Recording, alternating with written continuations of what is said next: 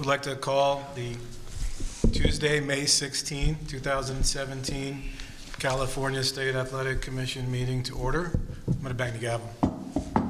Awesome. We will start, of course, with the Pledge of Allegiance. Commissioner Martha, would you mind leading us a pledge? Where the flag is, not no flag? Just look at the corner over there. Well, we'll pretend it's We'll look at icon. California. Okay. To the flag of the United States of America and to the republic for which it stands, one nation, under God, indivisible, with liberty and justice for all.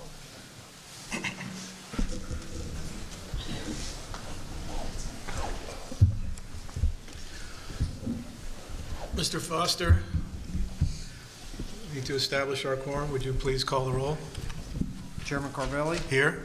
Vice Chairman Lehman, Here. Commissioner Senior-Quidez, Here. Commissioner Souder, Here. Commissioner and Dr. Williams, Here. Commissioner Ayala. Here. Sir, Commissioner Frierson is absent today. But his health is okay, so It is, sir. He's okay. having routine medical treatment today. Okay, great. We always wish him well, he and his wife. Good morning, everyone, and welcome. I have an opportunity here to make a couple of comments, but this agenda is an exciting one. This meeting should be very, I think, productive and interesting. We'll get right to that, and I will move our administrative items, executive officer's report, to the end. So we will go from item 5 to item number 8 as the meeting progresses. Before I forget, I know that I just wanted to announce, because I know we've been invited to attend at the NABF conferences in San Diego this year, National Association of Boxing Federation. And so it's June, remember the date? June 29th through the 2nd. Okay, June 29, it's the end of July June. It's a great conference, so I encourage everyone to join us at that in beautiful San Diego. I feel the urge to comment again on this, and I have in the past, and that is the challenge it is for the executive officer and our able staff every day to work with our licensed officials, referees, inspectors, physicians, and so on and so forth to make assignments for our events. It is a logistical and human resource nightmare, pretty much. And we are very understanding as to why people are interested in getting these assignments, and of course getting the assignments that have that are on television and so on and forth. We understand all that, but I want to remind our folks that this assignment thing is a privilege and not a right. You've heard this term before, but I think it applies here.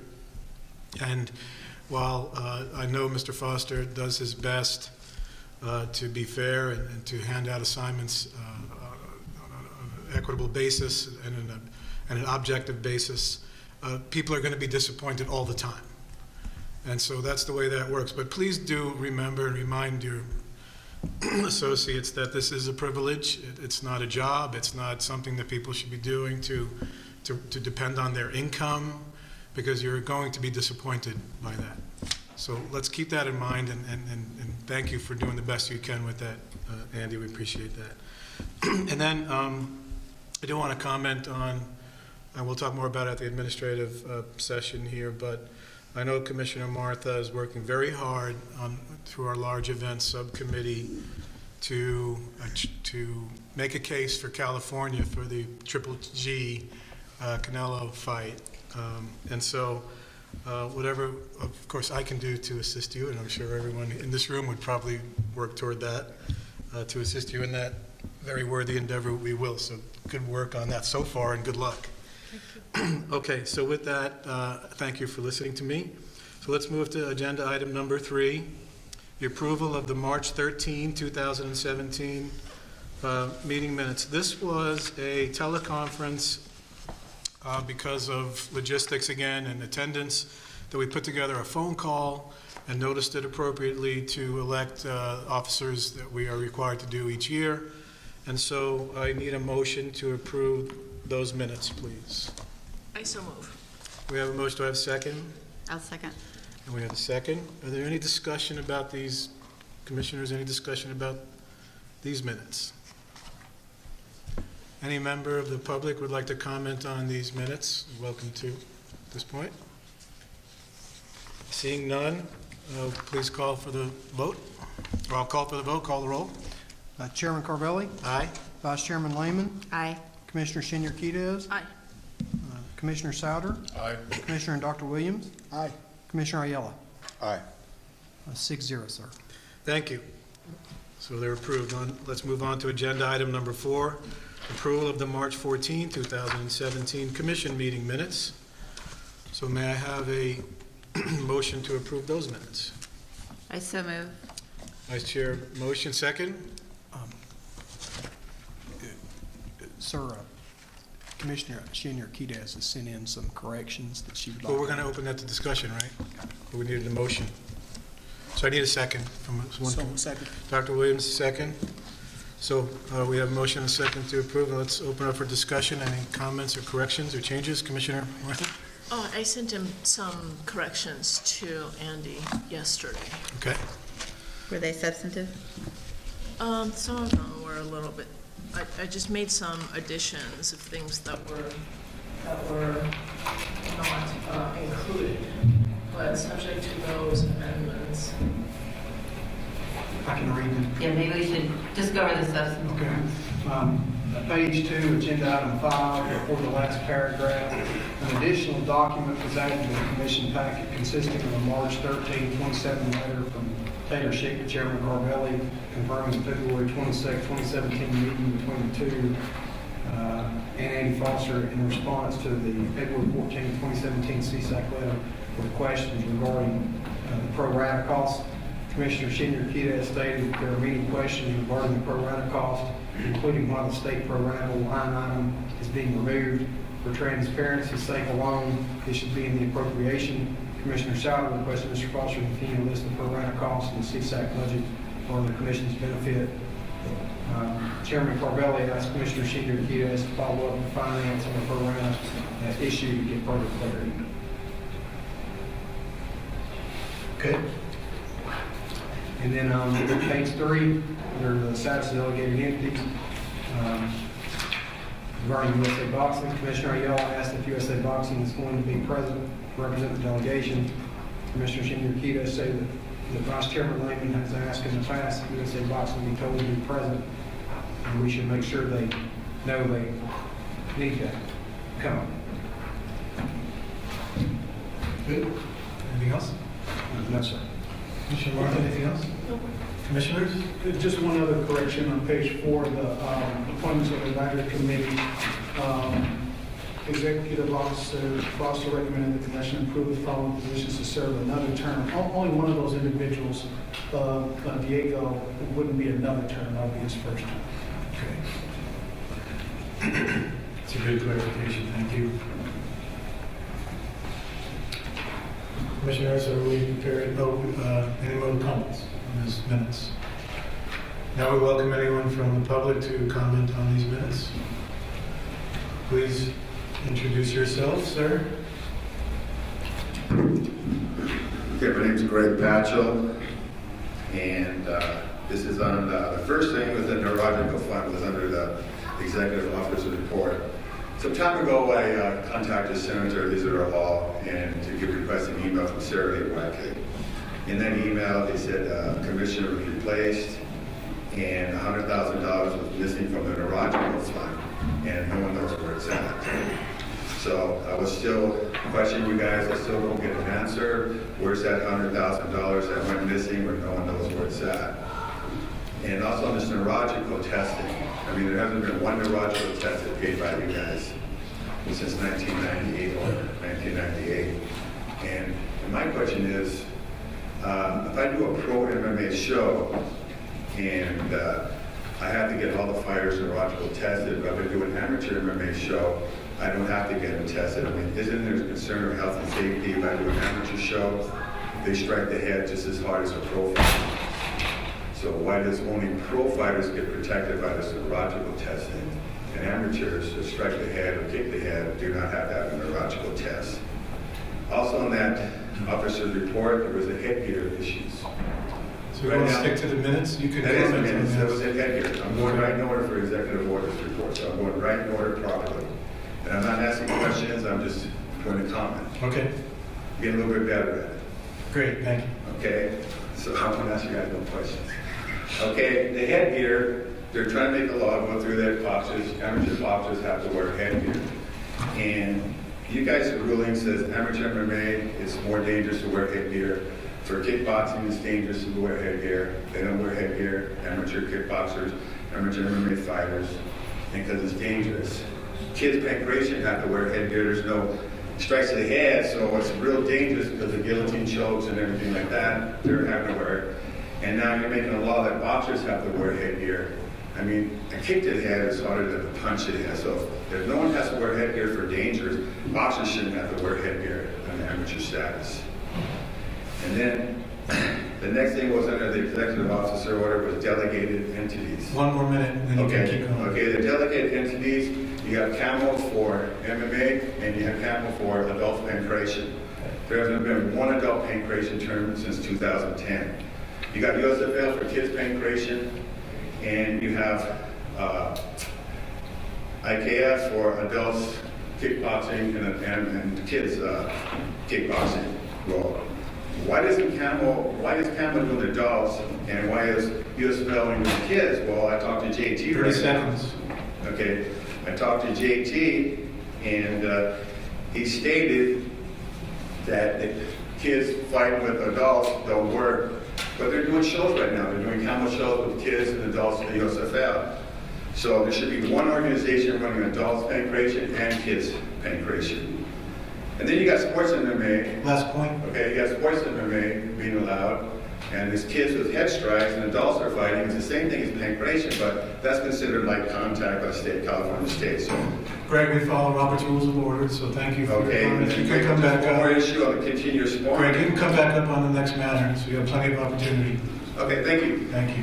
Is anyone else on the meeting minutes of March 14th? Okay, seeing no more comment, please call the roll. Chairman Carvelli? Aye. Vice Chairman Lehman? Aye. Commissioner Shingrikidis? Aye. Commissioner Sauer? Aye. Commissioner Dr. Williams? Aye. Commissioner Ayala? Aye. 6-0, sir. Thank you. Our minutes are approved. Item number 5, Business and Professions Code. Section 18640.5 requires the commission to invite stakeholder testimony at commission meetings in order to identify actions that may lead to greater opportunities for licensees to participate in major professional boxing contests. I invite any of the commissioners to comment on this at this point, and if members of the public would like to comment on promotion of boxing contests, major boxing contests in California, please come up. Seeing no commissioners and members of the public, thank you. We'll conclude that. We're going to move to agenda item number 8.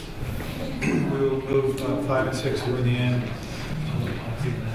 So this is a review and approval of the California State Athletic Commission 10-point plan to address severe dehydration from extreme weight cutting in mixed martial arts. We have an agenda item number 8. We have a packet from Executive Officer Foster. I will turn it over to you, sir.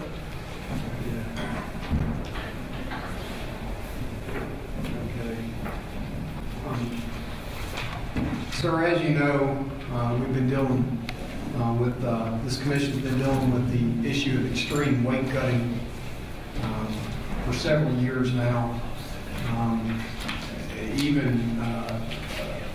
And I've got to say, just to start this off, Dr. Lemons, the former commissioner, Dr. Lemons really brought this issue front and center. And he considered it one of the most important issues surrounding mixed martial arts. After UFC 176, we lost the 2 fighters in the hospital in Sacramento, and the main event was canceled. It really got my attention. And Chairman Carvelli, when you became chair, we started having these conversations. We had the summit. We've had all these things, and we talk on a daily basis about how to fix this. And really, this is the culmination of several years of studying this topic, and I'll present to you how we got here. This is called the 10-point plan. And again, this is what we've came up with over the last several years to properly address this issue of extreme weight cutting and dehydration in mixed martial arts. So cutting weights, a common procedure. It's used in mixed martial arts and boxing. It's used a little bit more prevalent in mixed martial arts, a bit more extreme mixed martial arts. But the extreme cases have health risks to the athlete. Okay. The practice of weight cutting entails losing large amounts of weight, primarily through deliberately and aggressively dehydrating oneself over the course of about a week. But specifically, there's lots of methods to doing it. Specifically, within that last 24-hour period, it gets really, really aggressive. Some competitors even use intravenous therapy to speed up the rehydration process, which this commission and the promoter of the UFC banned. By medical standards, according to the American College of Sports Medicine, any water loss more than 5% of total body weight is considered serious. Severe dehydration loss of over 10% of body weight is a life-threatening condition that requires immediate medical care and the cause for a trip to the emergency room. So this is the CSAC efforts over the last few years. Dr. Lemons and I flew to the Association of Ringside Physicians conference in Las Vegas and met with the board of the ARP in 2015 to discuss what we could do collectively. And the first thing we did was the informational educational flyer that's now attached to our license applications, and it's up on many of the websites. In May, we worked on urine-specific gravity strips. We did that for testing in the field. In June, the commission authorized me to purchase the body composition scale June 2015, and that's what we've been using to kind of further collect this research study that we've been doing. And that scale has been very successful. In December 2015, Chairman Carvelli directed me to set up a weight cutting summit to get ideas on how to address this issue. In February 2016, the commission voted unanimously to approve language for emergency regulation, amending sections 297 and sections 300. Basically, the amendments allowed the early weigh-in, which has become common practice in mixed martial arts throughout the world, in large MMA shows, and the use of the specific gravity strips and the banning of the IV. It further strengthened our ringside physicians' ability to examine the athletes and keep them from fighting for dehydration. So along with the regulations, we've been doing this research study that the scale has been helping us with, and we've been monitoring this activity, but really the data that we've collected has not been enough. Now this is the total number of MMA athletes. This is professional MMA athletes at relatively high level events. Okay, so we're not talking about amateurs, we're not talking about really lower level events. We're talking about high level MMA here. 154 athletes.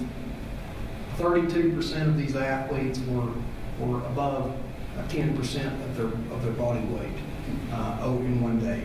Okay, one of the largest offenders here, the weigh-in day, 160.9. The next day, 187.3. Okay. And you can see from obviously the name's not there, but the promotion's there. You can see, the reason I put this there for the commissioners to view is you can see that this is prevalent across the entire spectrum. Okay? But, as you can see, It's not everybody. Okay? It's not everybody. In fact, it's not even the majority.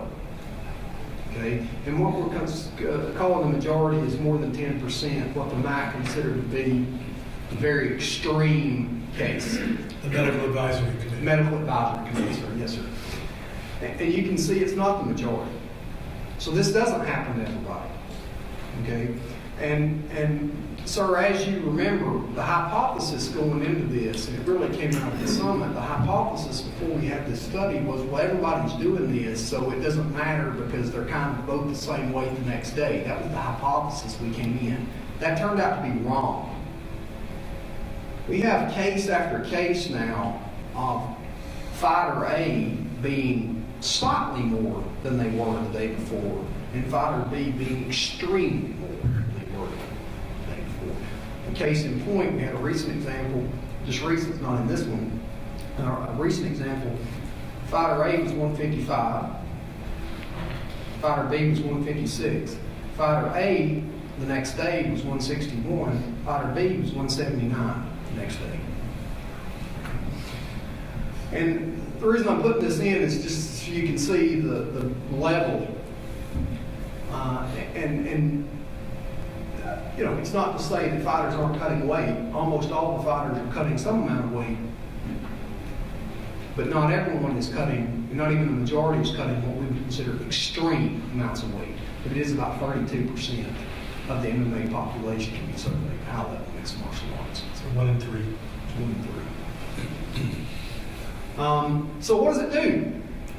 And why should this commission act? And some examples. This was from the Los Angeles Times. This was in conjunction with when the UFC and CSAC worked together, and we did the first early weigh-in back in, I believe it was June of last year. And Lance called me and asked me, do you have any specific examples? And I gave him some, and he called this fighter. Carl Santiago, a smaller league Smash Global fighter, that's an MMA promotion here in California, told of cutting from 210 to 170 before his San Diego fight was scrapped. He was hospitalized for 2 days in November with acute kidney damage. That's here in California. Valor Turner, this is very recent. This was on Ariel show. They were taken to the hospital right after weigh-ins. I couldn't even drink, eat, or speak. I couldn't stop shaking. I couldn't even walk. I just made it to my chair, and after that I couldn't move. I was so cold inside. I felt like my bones were knocking on each other, and they had to give me an IV. I was going to die. My blood pressure when I started cutting weight was 80/35. That's how low it was. Can you imagine how I was feeling? Just trying to have a conversation, just trying to think properly. I was losing my voice, my vision. I couldn't hear properly. So you just think your heart's going to stop. This is Cyborg. Probably, I don't know if it's even arguably, but arguably the best female fighter on the planet. I was in the bathtub cutting weight, and I thought I would die in this bathtub. It was the worst weight cut of my life. The next day, like I always do after my fights, I did a blood test to see if everything was okay after a terrible weight cut. And for the first time, the nurses couldn't take my blood. It was so thick it wouldn't come out. So we didn't do the test. We couldn't do the test. I was in treatment for 10 days. Another on Ariel's show. This is Khabib. The doctor says you cannot fight. You almost die. This was a recent. How you can fight if you almost die? You need to stay in the hospital for 7 hours. Ian McCall told he could die from the weight cut. In Chuto, in Brazil, Andre Santos told MMA Fighting that the fighter passed out just prior to the official weigh-in. He was trying to cut 2 remaining pounds. Santos said Sousa's death is related to his weight cut. One championship fighter dies following the weight cut. Chinese fighter, flyweight Yan Zhongming passed away on 11th of December 2015 due to cardiopulmonary failure due to his weight cut for the event. So those are just some examples. We could be here the rest of the day. Just pull some examples. They weren't hard to find. The Google pages go on and on. The commission has a responsibility to address this issue as the commission, as the sole management of this sports, sole jurisdiction. And the mission statement of the commission is dedicated to the health, safety, and welfare of the participants. And I don't have to tell you that, commissioners, I work for you. California is the premier model for safety and fairness, and it's my hope that this commission solves this issue and can set this plan in practice and then come back and look at it, because obviously this plan may have things we didn't foresee. But we got to start somewhere. So, with the chairman's permission, I put together some clips, okay, from the BBC documentary and then from an ESPN documentary that's going to follow this, as to what this actually looks like. We talk about this. We talk about the weight cut. But some people don't know what it actually looks like for a fighter to go through this. And this is some clips. We tried to clip it down as much as we could, not to waste the commissioner's time. But in the same respect, I wanted to give the commissioners a good view of what this practice looks like.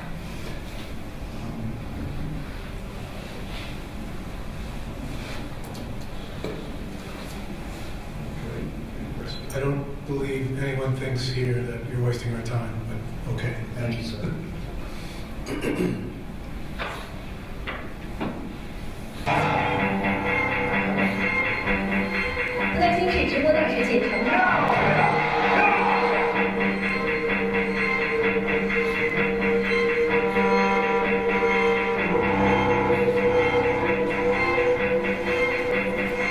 It all comes into this pinnacle. You've got all this stuff going on underneath. And most people see it as just this little thing at the top.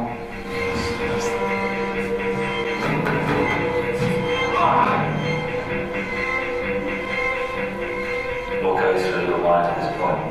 All bad things will be able to with. Just like when you go ahead. People that seem to end. I think they died. If I look back, worst case scenario is he's going to have a heat exhaustion or something like that. Very worst case scenario, ultimately that could be fatal.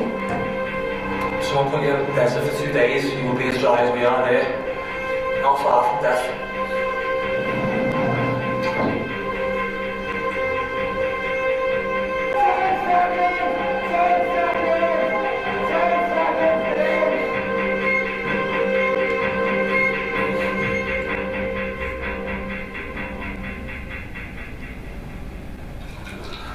Most I've weighing out 61.8 kilograms. The way I see it is, each time I fill that, I'm a kilo lighter. If it was to be coming off slow, then there would be no sleep tonight. I would just focus on it and get it done. It's got to be done. Otherwise, the fight's not going to happen in my eyes. So it's a must.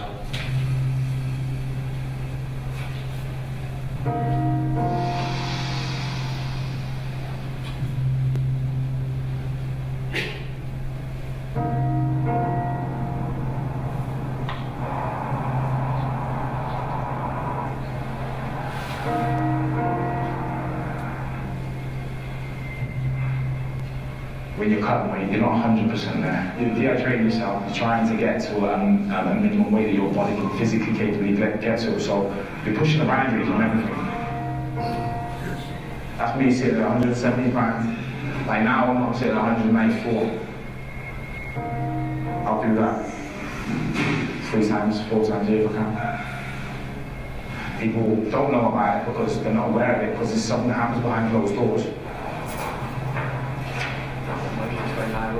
So I'm not on my own.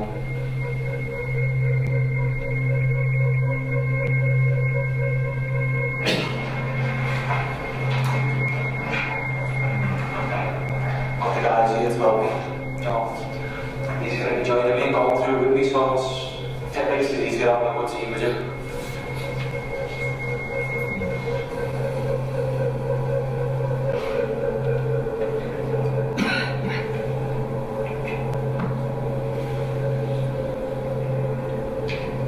This is the first bout.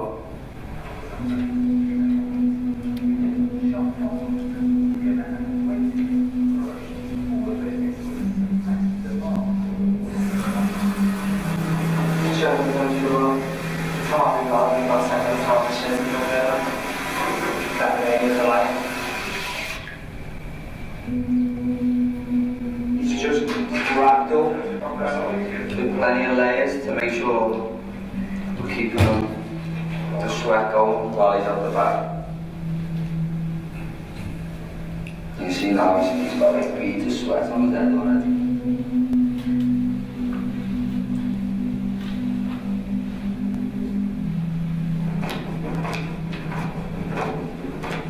Just cooling him off to get ready to go again. He's ready for a little rest because he's been non-stop at it for a few hours now. So how far into the car are we? Halfway in weight, but we're not halfway in time because he'll start getting more tired and harder towards the end. So stay with the easy key.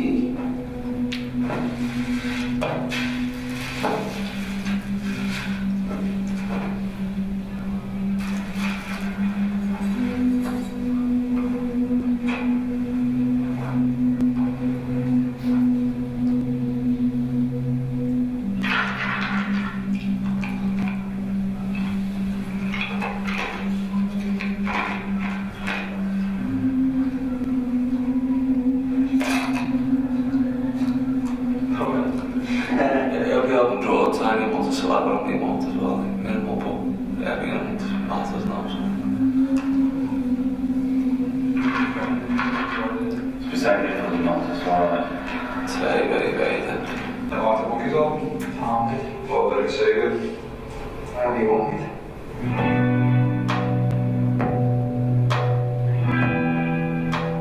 I won't get a bath from what's after the two-story. In terms of getting back to this. It's probably the most dangerous thing that they will hear this. You know what I mean?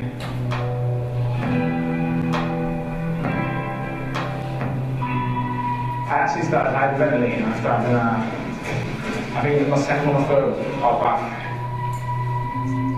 Started getting heart palpitations and stuff like that. And then one of the guys decided to ring the ambulance. After I got put underneath the towels for 5 minutes and he could sort of regulate my breathing a little bit, made the decision to put me back on the back. A lot of trust, isn't there, with you guys? He knows what he's doing more than anyone, really, and we're just here to support him over it more than anything. What if you'd have died? If I would have died. It's hard to say, but my friends obviously would have played a part in it. They would have played a part in it.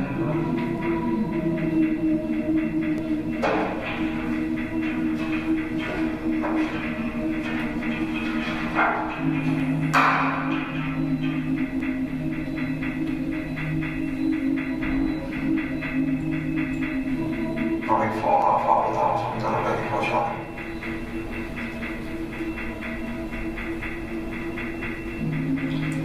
Officially we're not waiting until 12, so it's a good few hours yet, but we need to be not waiting until now.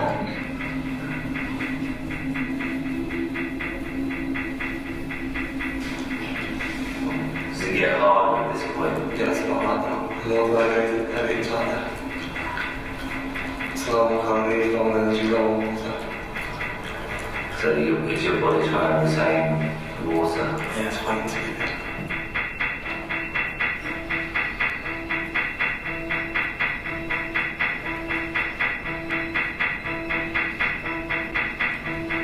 What goes through your mind at this point? How bad things will be in this way. To fight like I'm going ahead. You're pushing yourself. To make sure this way happens. That's what's underlying. Your face has changed shape. I'll change shape a lot more now. Each as it comes on now, I'll morph this morph my face shape and the way I look.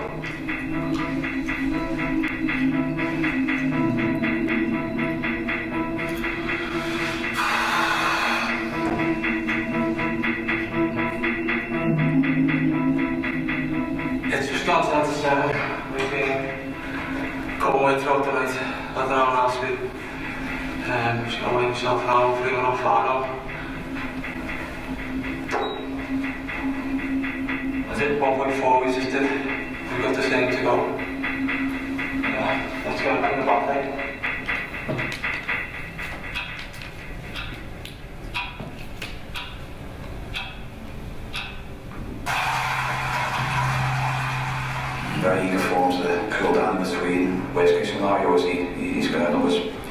you must admit that.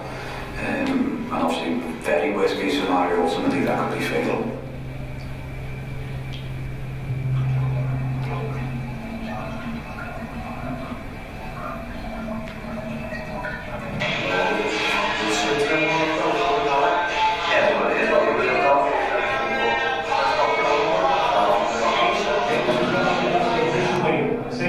Welcome to the weigh-ins here as Bellator MMA makes its debut here in the UK. I was had an interest in like combat sports growing. Please welcome Dean Garnett, undefeated at 7-0. Dean Garnett was unorganised, reprobate, brings about 19, who wasn't doing much positive things. It was like working lots of jobs that were low paid and I didn't enjoy. And I was using recreational drugs quite regularly. 136.2 to go. And a towel. When I was 19, I just decided I was going to go and try my hand at MMA, and I haven't looked back.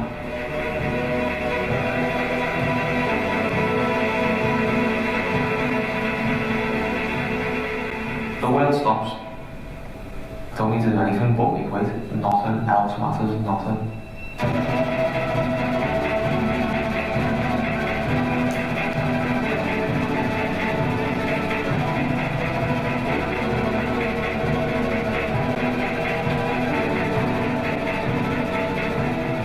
$135.7 for Dean Garnett. Once you've weighed in, you've got them scales, it's just relief. It's complete relief.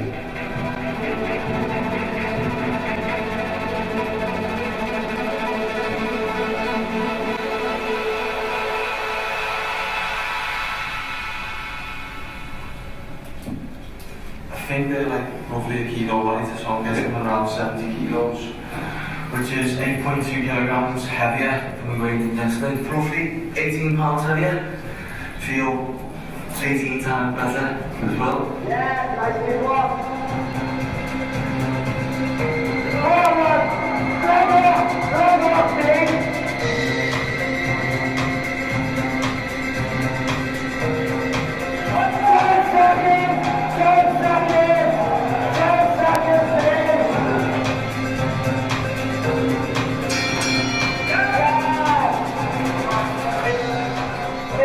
Stand up and show them your life.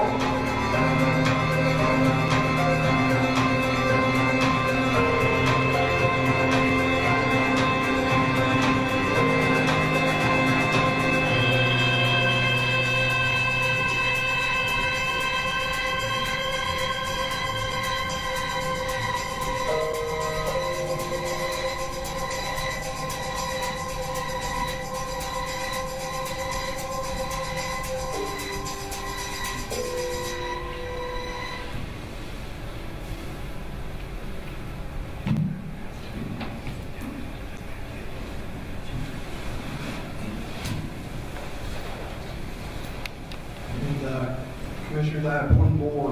This clip's only 3 minutes.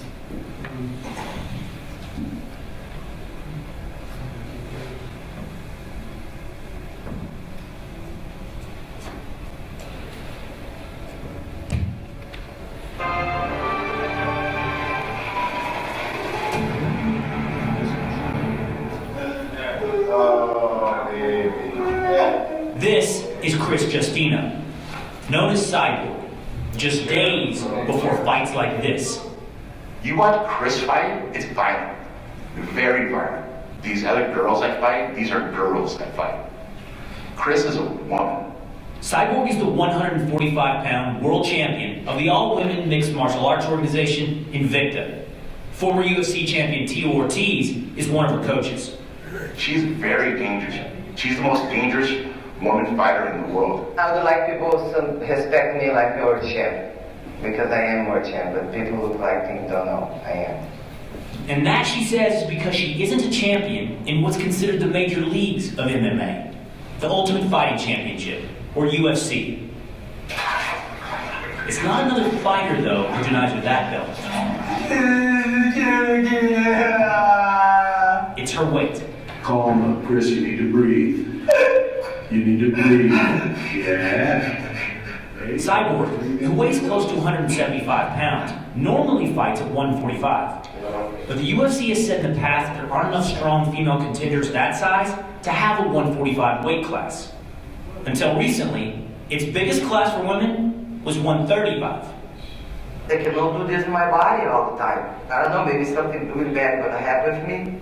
Still, she was last allowed to compete in the UFC at 140 pounds in September, but not for a title. How much did you cut before that fight? The week I was there, cut weight 26 pounds. 26 pounds in what kind of time frame? Like 2 days. How do you drop 26 pounds in 2 days?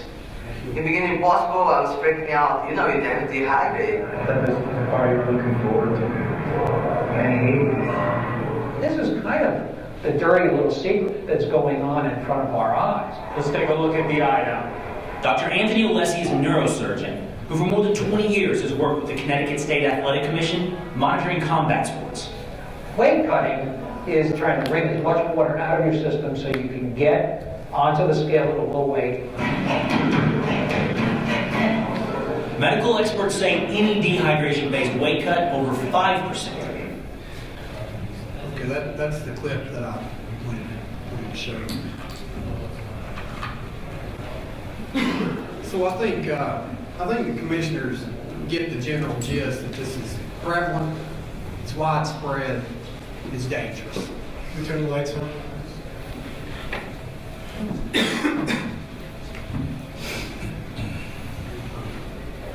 So what can this commission do to address this moving forward? The following 10-point plan for mixed martial arts outlines measures that can be taken to, I don't know if we can say ensure, but certainly better ensure the health and safety of professional mixed martial arts athletes. And what's most beneficial about these is these steps can be taken without the use of additional regulations as existing regulatory authority currently exists. And there's 10 points, and there they are laid out. I'll go through each one for the commissioners. Licensing by weight class, and this is probably the most important of the 10 points as they tie back to this one. Weight cutting, fighters do this so they can get an advantage. They want to be heavier than their opponent. But oftentimes, not always, but oftentimes fighters only cut weight because they know that their opponent's cutting weight. Okay? And we know that weight cutting is going to continue. It's the extreme weight cutting that we're trying to get rid of. And asking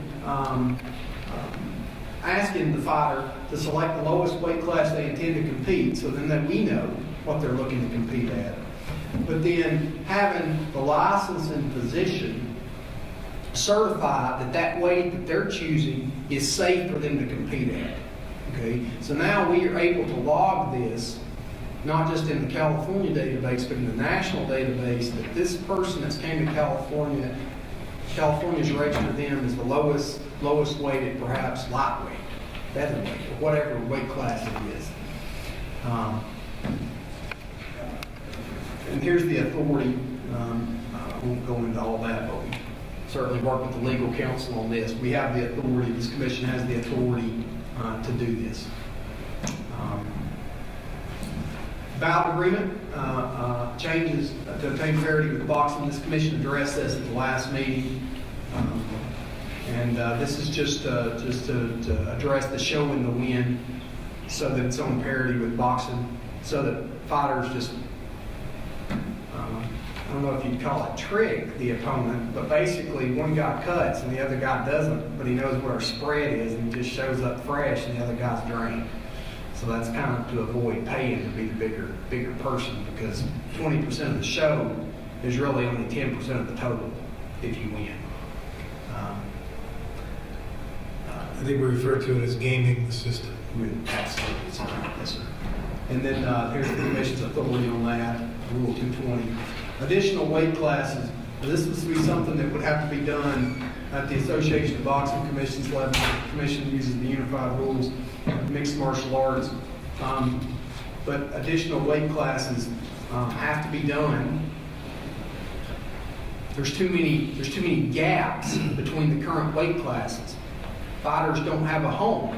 Sometimes you get right there in the middle and you try to cut further than you should. From 150 to 170, 170 to 185, 185 to 205. Those are some big gaps, and those are common weights that people walk around at. Policy changes on bout approvals, implement changes to the amount of weight that matches are approved with an emphasis on appropriate weight class. This is something I've already been doing. I'm sure that the matchmakers that are here or are going to watch or deal with me, they hear from me on this issue on a regular basis. And what we did was we got the ABC database to actually put the weight class that they're intending to contract in the MMA database now. I think that's a great policy change because when I'm looking at the fights, I don't have to guess at where they're fighting at. I'm able to see, all right, this is where they're looking to contract at. And, you know, when you look at the weight history, if somebody's trying to fight at 55 and they fought at 70 their entire career, I pick up the phone and start asking questions. I think it's important. There's the authority on that. Weight class restrictions. Now, this is important. Fighters who miss weight more than once, and that means twice,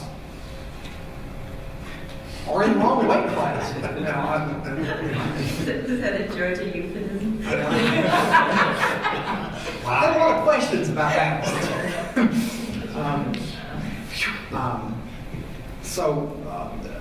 You know, at some point, I think we've got, and not just the commission, but the commission, this has actually come not just in fighter protection, but in public protection.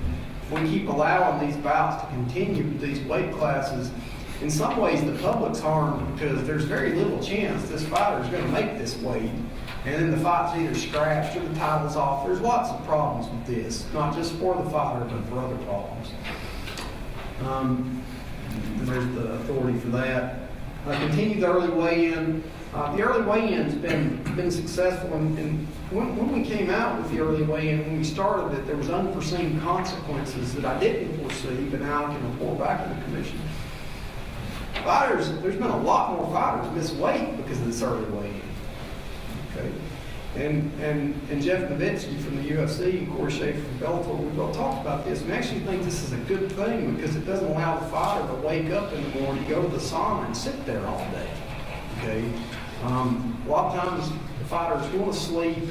The video that you saw, the fighter was up all night, but a lot of fighters, you know, they like to sleep. They want to sleep. The sleep's necessary for them to fight well.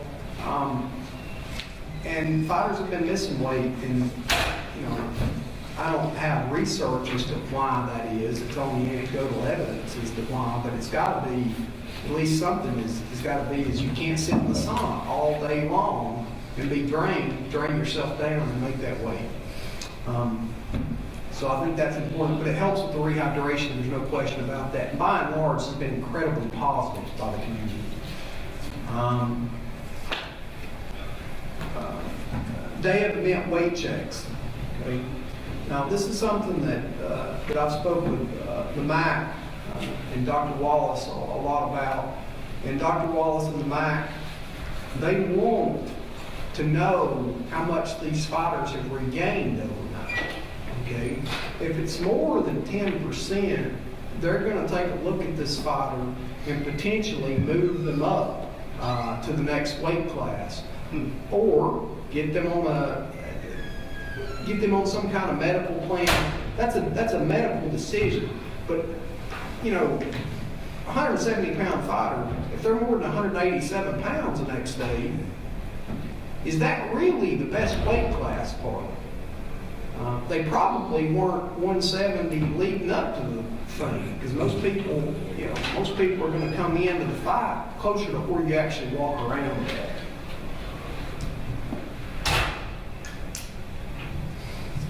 This is the authority for that. Dehydration checks, specific gravity. Now this is one of those things where we go back to the checks and balances. Okay, we're doing number one, we're doing all these, and this is more of a check to make sure we don't want fighters entering this cage dehydrated, in a severely dehydrated state. So we want to check and log the specific gravity of the urine. Obviously, we couldn't do this at the weigh-in, we couldn't get a sample, but the next day, when they show up, they've had time to rehydrate. People say, I've heard this, and I'm going to answer it in advance. I've heard, well, how could they be dehydrated? They just rehydrated their entire, for 24 hours, as much water as they can. It takes more time for the water to permeate into the cells and to get back to where it needs to be.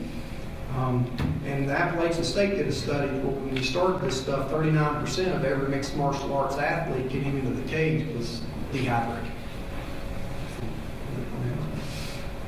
There's the authority for that. There's the specific authority from 299. Weight checks. Now, this is a recommendation, not a requirement. And that's what's important for legal counsel here. We want our Title V people to participate in this. Not a requirement, but certainly a recommendation. And I've had actually pretty good positive response from the high-level fighters that I've spoken to that are willing to participate in this. But it's important, I think, for the commission and for the promoter in some respects, if a fighter wants to participate in this, if we have a fighter who's contracted for 55 and they're 195 pounds 30 days out, maybe it's time to get with the promoter and get with the medical committee and get with Dr. Wallace and talk about this and see if this is really appropriate for this fighter. And that does happen. Okay? It's not perfect. WBC uses this. We use this with Block and Fought Rubio over here. Rubio's still over. Certainly not a perfect system, but WBC's had pretty good success with it. The idea came from the WBC, and I don't see, they don't do it for every fight. You can't do it for every fight, but for high-level title fights that are advertised, and we're talking about maybe in California, maybe 10 of those a year. This is not that many people, but it shows that this commission's paying attention. And then number 10 is just further education. I've worked with Caesar, who's sitting right there, on videos. And I certainly work with the website team, work with the office, my staff on amending our license application to address some of this stuff as far as education is concerned, so that if this plan doesn't go into place, we can roll this out fairly quickly. And there's the authority for that. Now, I've asked for stakeholder feedback, and not just stakeholder feedback, but stakeholders were involved in this process.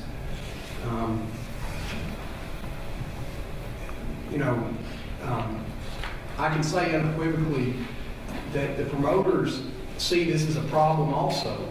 This is not just one-sided. They're looking at this also. This is a problem for them. This is a problem for the entire industry. They're looking to see ways to fix it.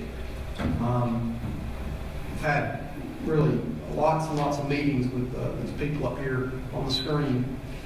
And this is, we received a letter from the UFC, and of note,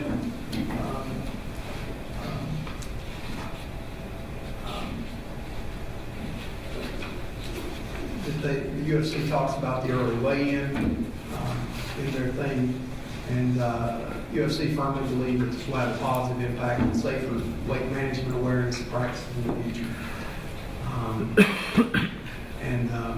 Similar to the implementation of the morning weigh-ins, UFC hopes that California's further leadership to ensure safe weight management practices as outlined in the 10-point plan will be adopted and implemented by athletic commissions throughout the world. This is Bellator sending letters.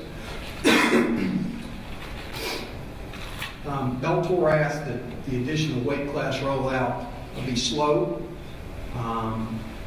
because there are iconic classes, and this was something that was heard multiple times deal with the stakeholders, specifically as it relates to that 170 division. That's an iconic division in mixed martial arts. kind of the hope eventually down the line is with the adoption at the ABC level of the 65 and 75, that happens. But eventually down the line, there can be a transition period. But that's kind of the hope. But Bellator's asked for that. They also didn't like the recommendation of 30-day and 10-day weight checks. They said, although this has been explained to us as permissive initiative for promoters to either avail themselves or not, we prefer that this paragraph initiative be stricken. We believe it creates liability issues for both the promoters and for the commission. And then Tracy at Bellator said that we stressed and believe that education here is both for trainers and for the athletes. And she believes in that very strongly. Shannon Knapp from Invicta supports the 10-point plan. She was rather direct in her assessment. And just for the commissioner's benefit, Invicta is the all-female league. It's always important to reach out to them. And then Roy from Fight Club OC.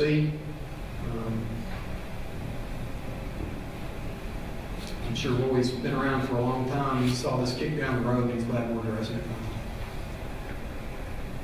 Roy thought the fine amount should be increased to 50% as opposed to 20%. And perhaps looking at opening the weigh-in window from 36 to 48 hours, as the commissioners know, we cap for 30 hours by statute. Conclusions and questions? Bob, thank you. It's quite a presentation, I'm sure. I think, Mr. Duke, I know we're going to have questions and discussion, so do we want to start with a motion to see where the commission is on this and then do a discussion, or what's the best? Certainly, you can do it two different ways. You can either take them item by item, or you can take them as a whole, as a slate of all 10, and then open up for discussion and comments from the public. But if we made a motion for all 10, we could still alter that motion after discussion took place, correct? Absolutely. Okay. So I'm going to suggest that we do it that way, and we can always adjust. So, commissioners, can we start with a motion to approve this 10-point plan? Do you want to read your recommendation, Andy? Yes, sir.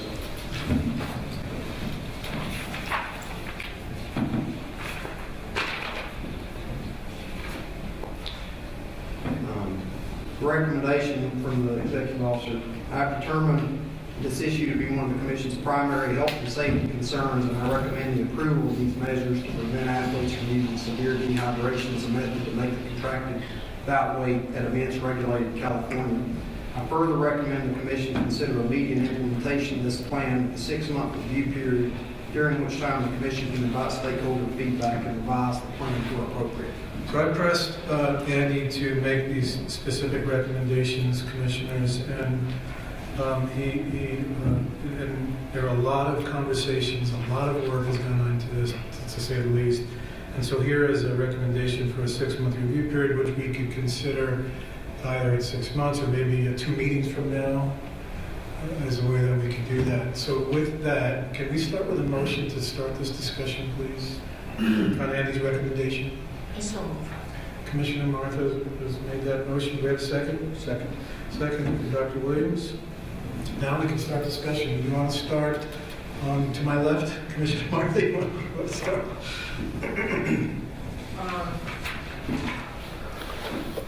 I have 2 questions. Sorry to bother you. Can you get the microphone a little closer to you? Thank you. Hear all my movements, but can't hear me talking. Okay. So number 3, that these additional weight classes. I remember last year at the ABC, we tried to get these weight classes following the summit, and there was some pushback, particularly from the larger stakeholders. So there is no longer the hard pushback, right? There is not. Okay, so that's all right. So on number 9, with Bellator, did they mention what kind of liability they think there will be, is it that they think there's going to be manipulation and they think that's the liability, or is it that they think it's better just not to know in case there's, I mean, or is it both? Do you know? Looking at point 2 in Bellator's letter, Right. yeah, the last sentence creates liability for both the promoters and we believe for the commission. Do you know what kind of liability they're talking about? It's The just 30-day, 30-day and 10-day wait check, because, I mean, one would be, there could be manipulation during the wait checks. Is it that they could be liable if, let's say, the trainer or somebody manipulates the wait checks, and there could be liability that we hold them liable for that? Or is it that if something happens to the fighter, then there's liability if there is a weight check? Or both? I think it's possibly both, probably more the latter than the former. I think there's also maybe a concern that this quote recommendation, if it's not followed and if there's somebody who's hurt at some time and it's not followed, let's say, in all kinds of fights, that may create some disparate treatment and there may incur some liability upon the commission for not having this either as a complete regulation, but as it's written, it's intended to be a regulation and not intended to be used in all matches, but only those high-profile fights. But it is a recommendation. But I think there may be a fear that that recommendation may become the policy. Oh, I see, because it's only high-level title fights. That's part of it, yes. So if something happens to somebody in a, say, undercard, that's the... Well, that's one aspect of the liability, but I think it's actually the timing, the 30-day and 10-day wait checks. If that's not done in every case, but it's only done selectively. But then again, it is just a recommendation, and it's intended really for the health and safety of the athlete. Right, because it seems that it's better to at least do the check, and some than not at all. It's better to know as opposed to just say, I don't want to know anything, right? Well, that's been the substance of Andy's and my discussion, actually, because it's a positive thing to do. And they don't have to do it because it is a recommendation. Can I jump in on that question? Yeah, they said they don't have to do it. As we refer to Rule 285, and it does say that any boxer assigned to a contract, we can order them to appear before us to be weighed. Right. But that would be done on a case-by-case basis, which is why this would not, it's not necessary to have this in a regulation.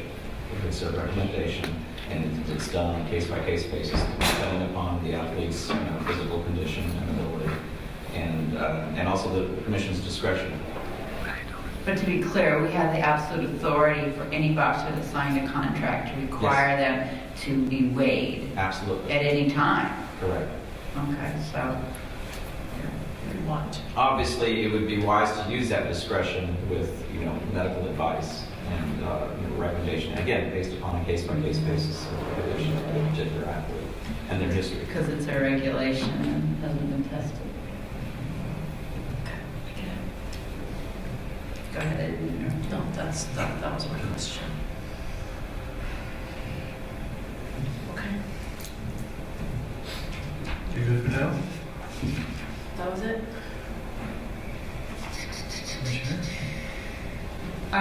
Yes, thank you. Thank you for your great work and the effort that you put into these points, and also the research, the background research you've done, and I know how you've talked about this on a nationwide and even an international level, because to really make a change in the sport, it's got to be beyond California. So I know there's more that you're doing besides here. So thank you for California being leading the world again in health and safety. So on to specific questions.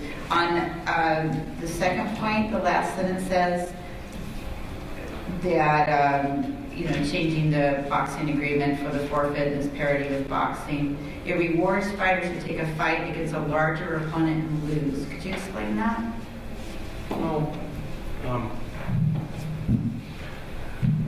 sure, because let's say that the fighter decides to go ahead and take this fight against a guy who has missed weight. At least at that point, they're going to get 20% of the win of the other person's win bonus. Okay, so let's use an easy example of fighters making 10 and 10, 10,000 and 10,000, and the other fighter's making 10 and 10 also.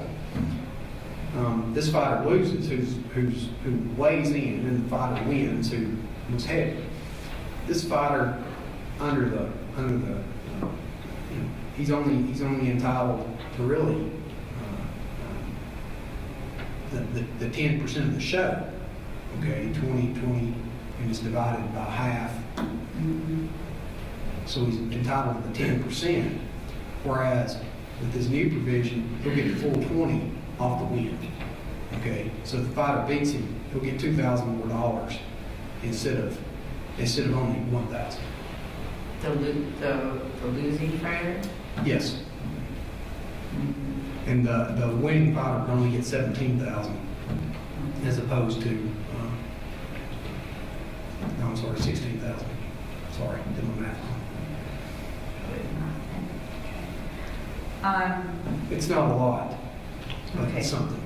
Okay, and I understand with Bellator that they want a slow rollout for the additional weight classes, that they're on board, and so that's a compromise. Okay. And point number 7, we are limited by statute to 30 hours. Yes, ma'am. By regulation. By statute. Oh, by statute, that's correct. Statute. Is that something that we perhaps want to change? That's for the commissioners to tell me. I actually think that would be something that would be worth approaching the legislature about, to kind of get that further out, just to provide the commission some discretion. Right. For a lot of reasons. So right from 30 to 48. That's perfect. Yeah, and for the time it takes to get the legislation through, it might be something that we should look on. At the time of the weight cutting summit that was held in December of 2015, the consensus of the group, my recollection, Andy, correct me if I'm wrong here, it really was either 48 or 72 hours, but we are limited by the statute, so our regulation cannot exceed the statutory limit. Okay, so maybe that's something we can put on the agenda for next meeting? Sure. Okay. First assignment.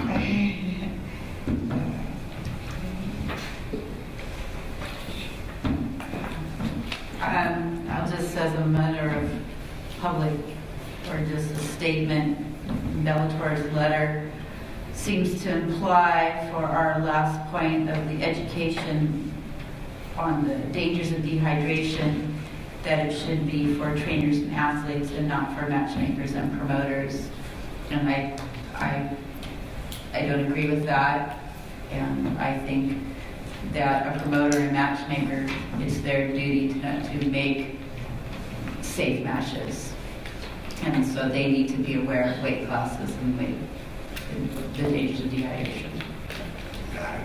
I couldn't agree more. I think it's across the entire licensed population, and I can assure you, ma'am, that these fighters wouldn't be cutting this drastic amount of weight if they didn't have a contract in front of them. Right.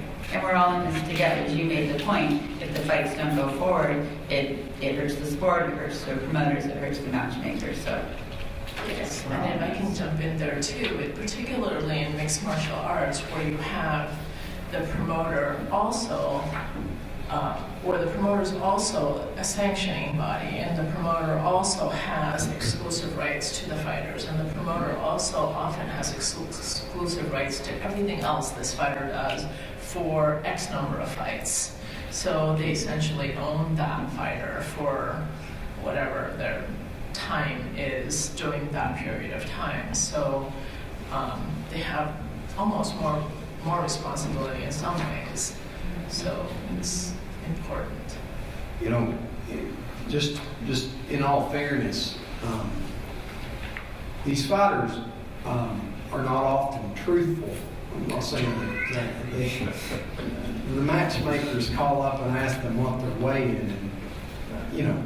But I think at some point if you're told something and it's not correct, maybe 1,000 times, perhaps we look at something else. And this is where this licensing by weight class comes, where these fighters can't get below a certain thing without medical supervision. Yeah. We're all in this together. I don't know. I always tell the truth about my weight. I think just a final point, how the dehydration ties into our neurological and concussion issues that we're dealing with. We've discussed several times that when you're dehydrated, your brain shrinks and there is more of a danger of a concussion, and it's one of the last organs to rehydrate. Dr. Rhodes, correct me if I'm wrong. But I don't think that's specifically mentioned in your memo, so it would be nice to explicitly tie in the dehydration to also leads to a greater chance of concussion and brain damage.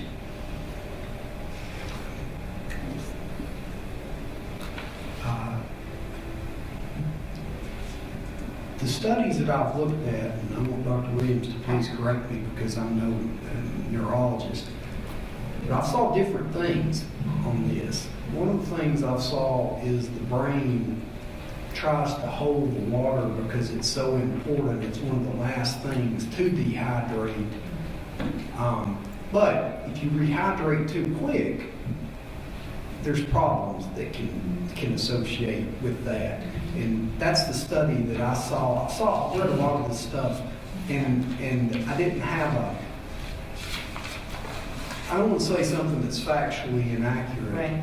And just to go back to my point, I just want to correct something. I don't want to say that fighters don't often, fighters want to be truthful, they want to be things, but they're going to do these fights. I don't want to think, the fighters don't tell the truth. Fighters are very honorable people. It's just they want to do these fights, and they're going to sign the contract for whatever they think they can make. Yeah, but we have to take the gamesmanship out of it, which is started to be the nature of the sport, and we need to change that when the gaming is extremely detrimental to people's health and possibly fatal.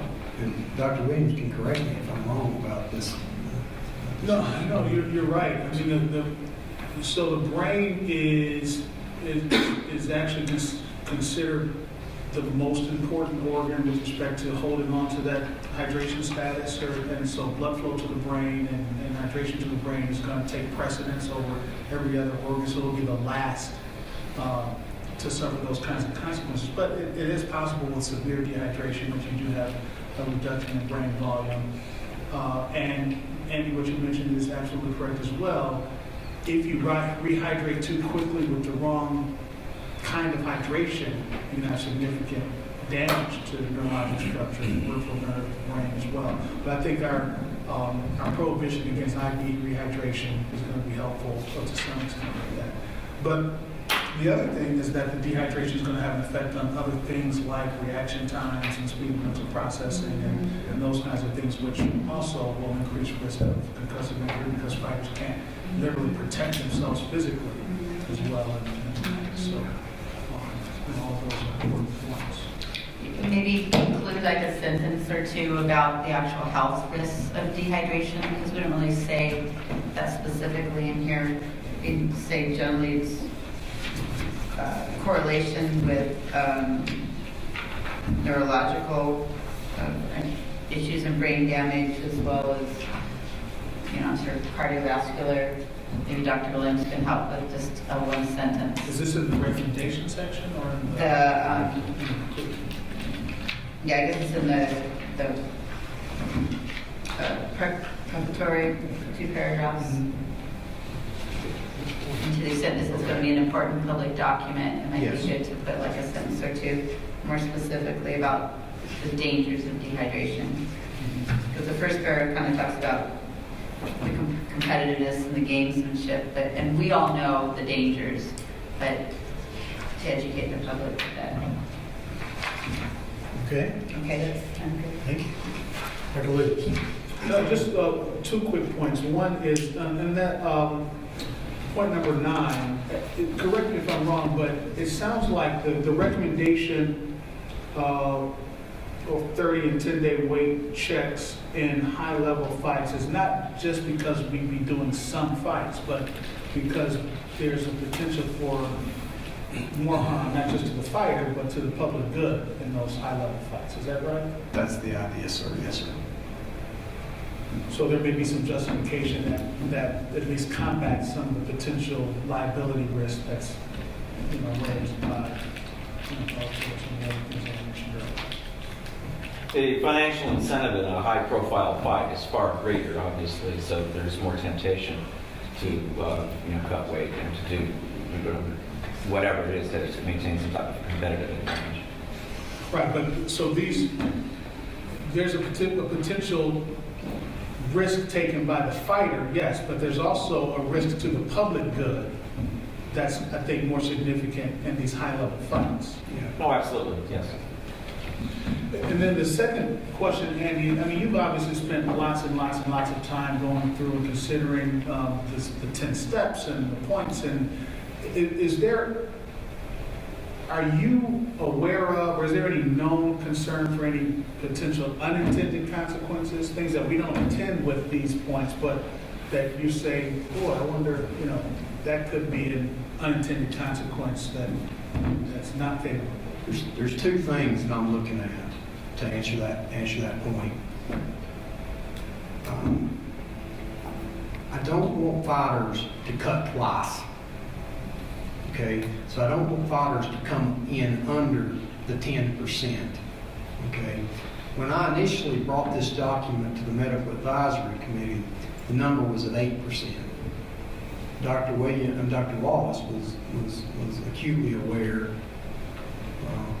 So we don't want people to cut again. Let's just make it 10. 10's a big number. And even though 10's a big number, we're dealing with a group of people, as put up there, about 32% of them that are doing more than 10%.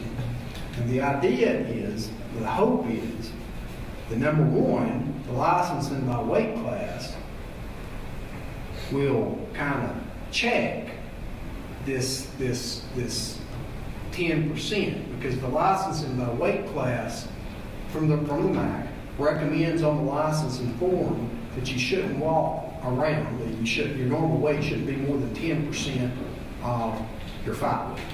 Okay, so again, on the form, to use the example, 170-pound fighter shouldn't walk around on 187 pounds.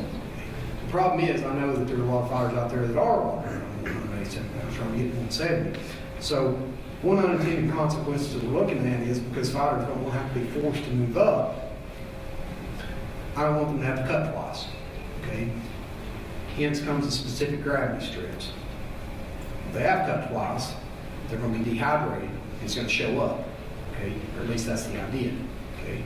Now, again, you have them examined by the physician and have them looked at by the physician to make sure that they're hydrated. But yeah, that's an unintended consequence that I'm acutely aware of. 10% is, I think, a generous number. Dr. Wallace increased it from 8 to 10. I just think at some point, if you've come in more than 10% than you were the day before, I don't want you to have to cut. And that's why, that's really where the you can still fight thing came in. My idea is, though, this is the thing. You have to think like a fighter a little bit. I think the fighter's not going to think really, I don't think the fighter's going to do that. I think the fighter's going to try to feel as good as they can because they're going to want to win that night. okay? They're gonna come in and try to win that night and let the consequences be down the road. Okay, that's what I think is gonna happen. But we're not trying to gain fighters, we're just trying to keep them all protected here. And it's like, I've got to try to figure out a way, and yeah, that's we've been looking at this, and when we look at the board, we have this board, we're like, all right, if we do this, what could happen here? And that's something that we're looking at. And again, that's why I think this revision period is so important, so we can come back and look at this thing and see what's working and what's not. We did the early weigh-in, had no idea and unintended consequences, all these fighters going to miss weight for a lot of reasons, but you know, I've covered that in the past. So to answer your question, yeah, that's one of the unintended consequences that I'm concerned about, we've talked about, and we're watching. Thanks, Dr. Lewis. Commissioner Viola? First of all, thanks a lot for that presentation, Andy. That was really eye-opening. I know I've seen some of those videos in the past, but I think it really kind of delineates basically the picture of the extreme weight cutting that's ongoing. Regarding the 10-point plan, I think it's a great attempt to tackle the issue. It's a huge undertaking, I think, by all recognition, because it's just not an easy issue to tackle. I'll start with a few questions. First, on the point 3 regarding the weight classes, I was looking here on the web how these weight classes, for instance, would compare to professional boxing. In professional boxing, I see that the earlier weight classes, the disparities is as little as 5 pounds per weight class. As you move up higher, it goes 7 pounds, and then even 8 pounds, and then eventually, I think from 170, there's a 185 class, or is it 175 and then 200 in boxing. So 15 pound difference by the time as you get heavier. So I'm just, curiosity, wondering if the weight, the larger the gap, is the weight cut issue worse, and I would wonder if that is even happening in boxing. I know that we've had these discussions in the past, and the issue's not as prevalent in boxing, and part of it is the weight classes. But I wonder if in that one instance where there's a gap, a 15-pound gap, the same issue, is present. So obviously this is something to kind of look into, but I'm just curious about it. Also on that issue, currently with MMA, you have, if I recall correctly, 155, 170, 185, 205. You're proposing 165, 175, et cetera. Would those be inserted in between those classes? Is that your proposal, or would they just replace what's there now? Those are to be inserted. Okay. And the idea is, and remember, just because the Unified Rules puts in the Association of Boxing Commission puts in a weight class in between these things, doesn't mean a promoter has to use it. Right. The UFC just recently opened up 125 for females, as you probably read. However, the idea is they're going to be there. And over time, for a lot of reasons, there's going to be promotions, probably Roy Engelbrecht's one back there, some of the other promotions, they're going to start using those weight classes, possibly right away as soon as they're adopted, because there's lots of local fighters who will do it. As soon as the pool is big enough, I can't speak for the promotions, but it's my idea from the letter that they sent, that those, that at that point, it may make some sense for them to look into those weight classes and open it up. And I ask that because right now, the way I'm picturing it would be 155, 165, 170, so 5 pound there, 175, 185, so it goes from 555 and then 10 pounds, and then 185, 195, 205. So obviously there's discrepancy there in terms of the 5 pound gap versus 10, right? Yes, sir. That was a part of the compromise that I had that I made with the stakeholders. Sir, you saw in the first plan I had the 170 stricken. You saw in the first plan.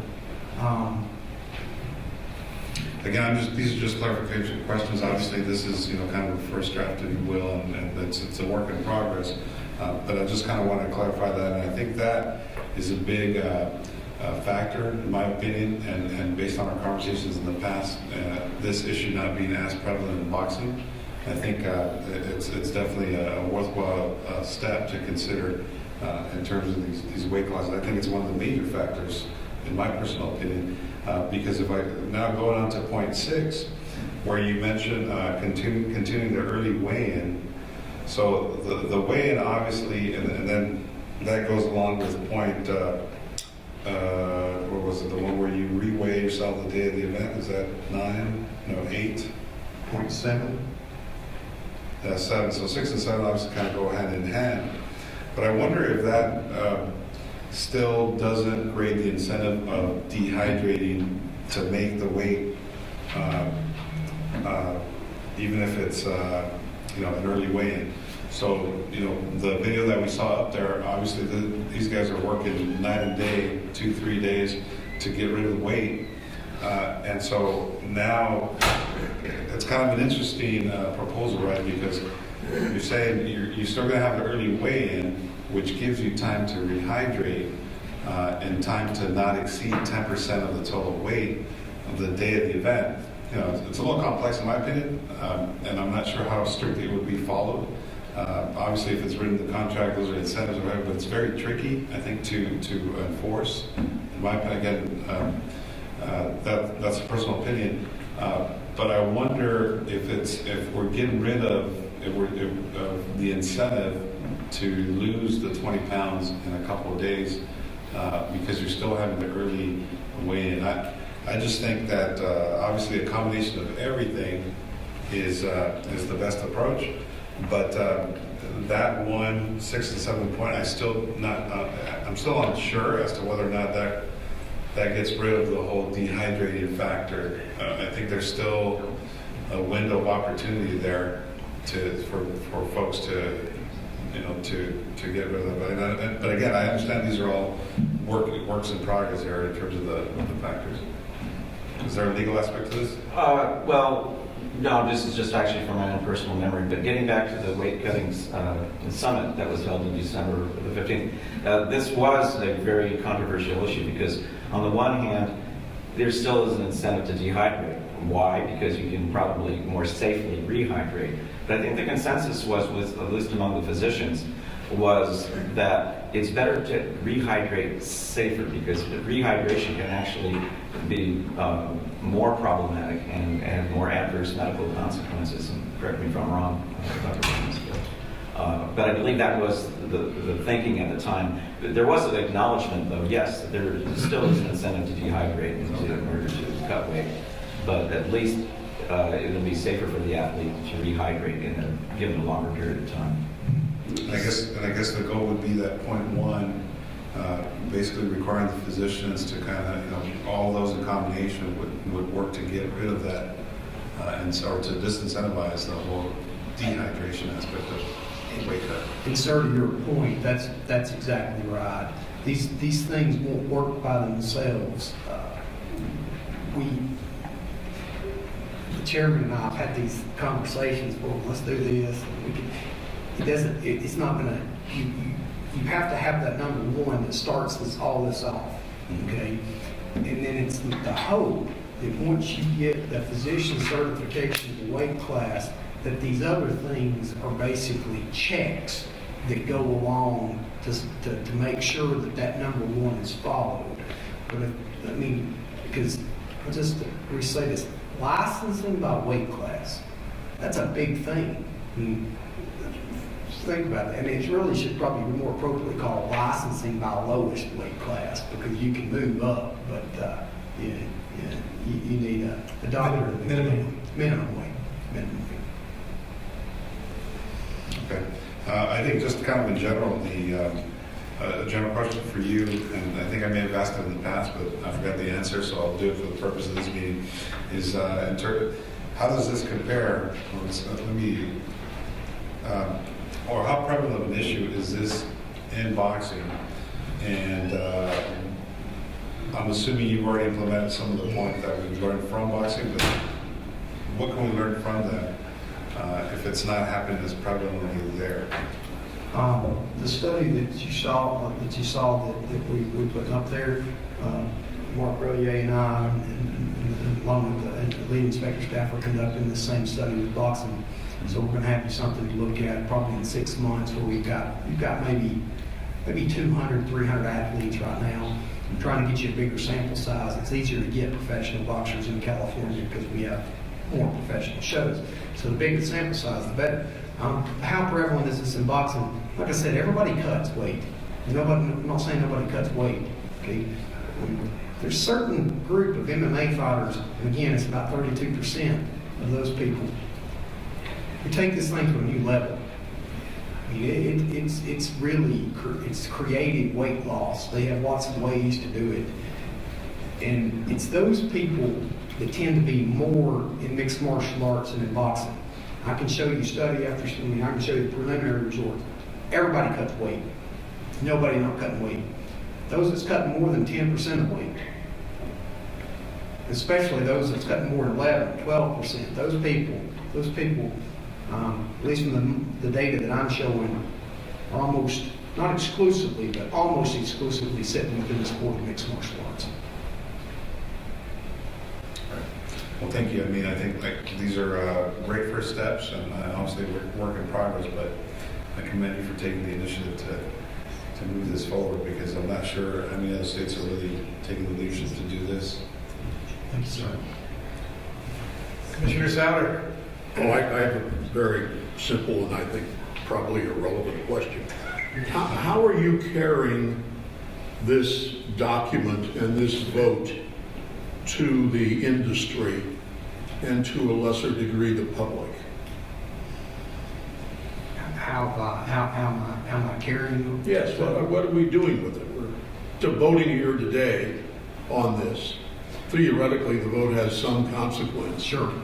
Are you taking this issue to the vote to the industry and to the public? And yes. If so, how? Yes, sir. I've spoken with many members of the industry. Some of them have commented here, and certainly as far as California goes, we've got probably 98% of California mixed martial arts stakeholders that have at least been either talked to about this or have commented. And then how are we carrying it to the public? Well, we have certain media outlets. Mark Raimondi, as I'm not sure if he's here or not, but Yes, he is. He's in the back. He's been a champion of this issue since it's began, and he's wrote about it, and he's extremely well bred in the industry, and he'll get it out to the industry, as well as other lesser traffic sites that will pick up what he's written. And it will shortly be out there in the industry. But not to mention the fact that the UFC and Bellator, the two largest stakeholders, have came out and publicly supported the plan. I think is I think the plan's important without. The plan's good without stakeholder input. But if you don't have the two largest stakeholders buy-in, I think it makes it a lot tougher, and that's why it's so important to go to them and have these meetings after meetings that we've had with them in order to get this document out. And that's what we've done. And then the getting it out there, I think, I think that the press, I think along with the stakeholders trying to get it out there, I think it'll get out there rather quickly. And are you taking it also to the ABC comments? Yes, the ABC Medical Committee passed this unanimously, this plan to bring to the body for a vote in July for adoption by the association. Do we have a rollout date or a rollout plan, and people need notice? The idea is a pretty quick rollout. June 15th was what I was targeting. Well, I would suggest you consider also the wire service, if you will. and the major papers in California, which, you know, there might be people there who would find this of consequence. Do you see any resistance anywhere in the industry to this? Sir, there's some fighters that have been cutting a lot of weight for a long time. I don't think they're going to want to change. I think change is hard for anybody, and yeah, I think there's going to be resistance among some fighters. Some fight camps have been doing this for a long time. Are these just individuals who are bitter about this, or would there be some organized resistance?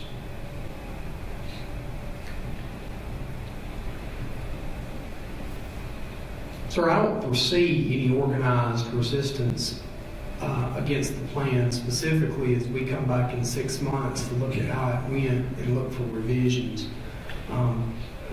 The idea is certainly not to enrage people or to hurt them. The idea is to try to get these people in the right weight classes for a lot of various reasons that we've already covered. So that would be my hope, is that there's not organized resistance, and if there is organized resistance, we can talk with them and try to address their concerns. I don't think any of the things that we've outlined is outrageous. 10% seems to be quite a big number. A lot of people would, a lot of just people walking on the street would think that gaining, at welterweight, gaining 17 pounds overnight would be a lot. They just are not used to, some of our guys are gaining 25, sometimes even 30 pounds overnight. Thank you. On item number 7, Andy and Gary, and this goes to Commissioner Mary's comments. I think we should add some description or footnote there that the 30 hours is the current California regulation of law, is why it's 30 hours.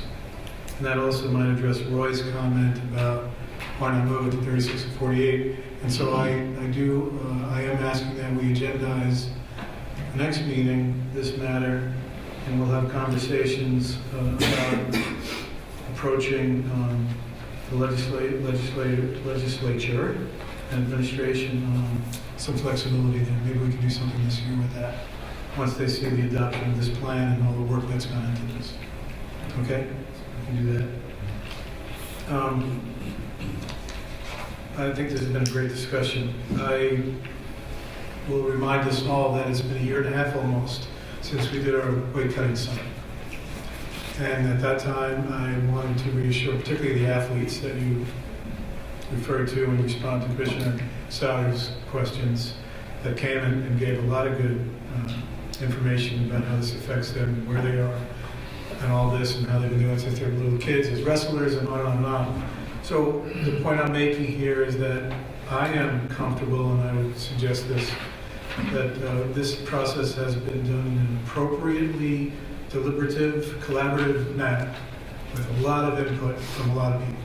And I think you made a great presentation to demonstrate that, and I can assure you all that my, whatever involvement I've had in this, we've emphasized that over and over again. And this will go to, I think I would like to clarify your recommendation, how you will roll this out and then report back to us on the progress. So how can we do that? And that could be that, you're going to talk about a June 15 rollout, okay? And you've mentioned how you're going to do it. I think you should maybe be a little more specific about that. And then shall we have commissioners report back on an agenda item, maybe 2 meetings from now, on where we are with this? Does that sound? Maybe so, yeah, but an update every meeting. Sure, we can always have the executive officer update us in his report, but I'm asking if you think an agendized item where we have a discussion about you tracking this and some results, maybe 2 meetings from now. So is that, this recommendation that we made a motion on, does it have to be revised to include those things, or just more information, more detailed information? No, I think it's just more detailed information. You certainly will be getting a report at each meeting, but you don't have to take action or make any kind of decision until after 6 months. Okay. Okay, now is an opportunity for the public. Can I have a show of hands on how many folks would like to comment on this? Roy? Okay, good, because then we're going to take a break and after we vote, and then we'll come back to the next appeal items. So please introduce yourself, although this man needs no introduction. My name is Roy Engelbrecht. I'm a fight promoter. I would have added this to my comments that I sent to Andy, but I didn't think of it until today, so this is an epiphany to me. I think what we need to do is put something in place to keep the fighters from even accepting a bout at a weight that they cannot make. Keep them from even accepting the bout at a weight they know they cannot make. What we have in place now, if they take it, is we say, you didn't make weight, we're going to penalize you 10%. We're going to take 20% of your bonus. Then in one of the 10-point plan, one of Andy's points, is that if you miss weight, you might have to move up to another weight, a higher weight in your next fight. I think we're missing something here. We penalize fighters, we suspend fighters if they take drugs, if they have a drug test. Before we vote on this, could we not say, if you miss weight, you are suspended for 6 months. If you miss weight, again, consecutively, you are suspended for a year. This way, when a matchmaker or a promoter presents that fight to a fighter at a weight, and this fighter knows, I cannot make that weight, but you know what? I've done it before, I'm going to lose 25 pounds, I'm going to kill myself. He makes it. What have we done? We don't want him to even take that because now he's suspended. We're taking his livelihood away. You miss weight, suspended for 6 months. You miss it again consecutively, you're suspended for a year. Now we can stop that fighter from taking the fight at a weight that he knows he cannot really make without absolutely putting his health at risk. We suspend for drugs. This, to me, is more critical. We suspend for this. Thank you. Can we ask a question? Don't go away. You can't just get all our wheels turning and leave. So to be clear, I like what you said about how we have to stop the fighters from even taking these fights. And as I understand your issue you threw out is how do we do that? Was your solution or a proposed solution, was this penalty? Absolutely, a severe penalty, not just a monetary, which, if he loses whole purse, I would go for that, because then he would say, wait a minute, I got to pay the bills. But it is a suspension, similar to what we do if a fighter's suspended for drugs. We should suspend for this. Both of them are endangering his health.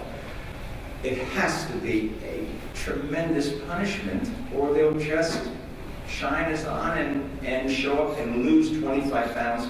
Those of us that have been in the business, we've seen these fighters come to the weigh-in 3 hours early, and I know it absolutely is like the walking death. Yet selfishly, I need this fight. So I'm saying, I hope he makes weight, go out, run some more weeks. I don't want to be in that position. But selfishly, I need that fight. His opponent sold 100 tickets. We got to have that fight, and we know this guy should never have taken this fight at this weight. A penalty that he knows, I'm sorry, Mel, my matchmaker, I can't make that at 170. I can't make it at 155. Because he knows that he does, and he misses the weight, he's gone for 6 months. Can I ask a question? Are you talking about a fighter who takes a contract at a weight less than number one? Yeah, I'm not interested in him taking weight, whether it's 10% of his weight. I'm just saying if a fighter misses weight, he's suspended. That's pretty tough though, because let's say. Well, if you smoke a joint 2 days before, you're going to be suspended. I'm figuring out then the logistics of this, because let's say. They're on Andy, Martha, because he doesn't take that contract. He doesn't take. Wait a second. I'm just trying to figure out what you're saying there, because let's say let's say that fighter is licensed under number 1 to a minimum weight of what, Tucker? 170. That's the minimum weight, okay? So let's say he signs up to a contract higher than that. So he's within his minimum weight contract. So it's not anything less than he's allowed to take. But let's say he misses that weight for the first time, not the second time, the under whatever that number is, first time. Maybe he ate half a burrito, had too much, so I don't know. First time that person misses weight, you're going to suspend that person for a year? Seems kind of tough, right? If you look at my notes, because I thought that was tough.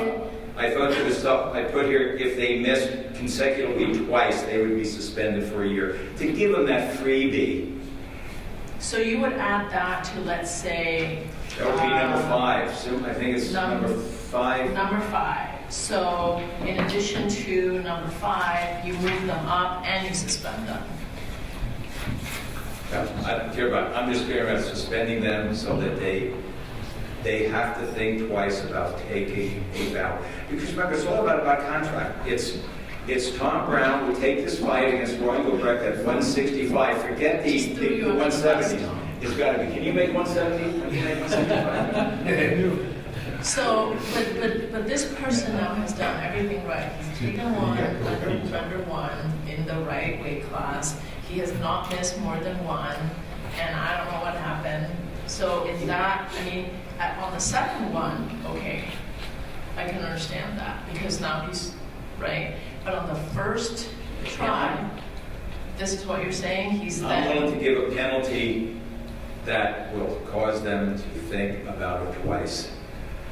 I'd like it on the first. Because remember, it's not a weight class, it's just what the matchmakers are making these fighters. They both have to make 165, 170. So. And you need to comment on this, but this is probably, I don't know if I call it an extreme departure, but it's quite a departure from what we have right now, what you've worked out, and might be maybe better served to deal with when we revisit this, which we can do at any time. I just at the next meeting. Yeah, maybe we can. I get it. But your point is Thank made. you. Yes, sir. Certainly, what he's saying, certainly I've thought about, heard about, looked at. Here's where we were at with it. The idea is, the hope is, that number 1, licensing by the weight class will prevent these weight misses from happening. And we'll know in 6 months once we get some data. But we have, I think penalizing people right now, I'd rather do it penalty, I don't like to bring out the stick if we don't have to. We want to be nice to people. We just want to keep them safe. Right. Anyone else? Okay, I think, Commissioners, unless you have anything further, it's been a great discussion, a lot of work. Maybe we could go ahead and call the roll for a vote. We have a motion and seconds, so we're ready to vote. Chairman Carvello? Aye. Vice Chairman Lehman? Aye. Commissioner Senior Quidez? Aye. Commissioner Souder? Aye. Commissioner Dr. Williams? Aye. Commissioner Aiello? Aye. 6-0, sir. Congratulations, well done. Folks, we're going to take just a restroom break, and we'll come back and do our appeal next to agenda item, agenda item number 9.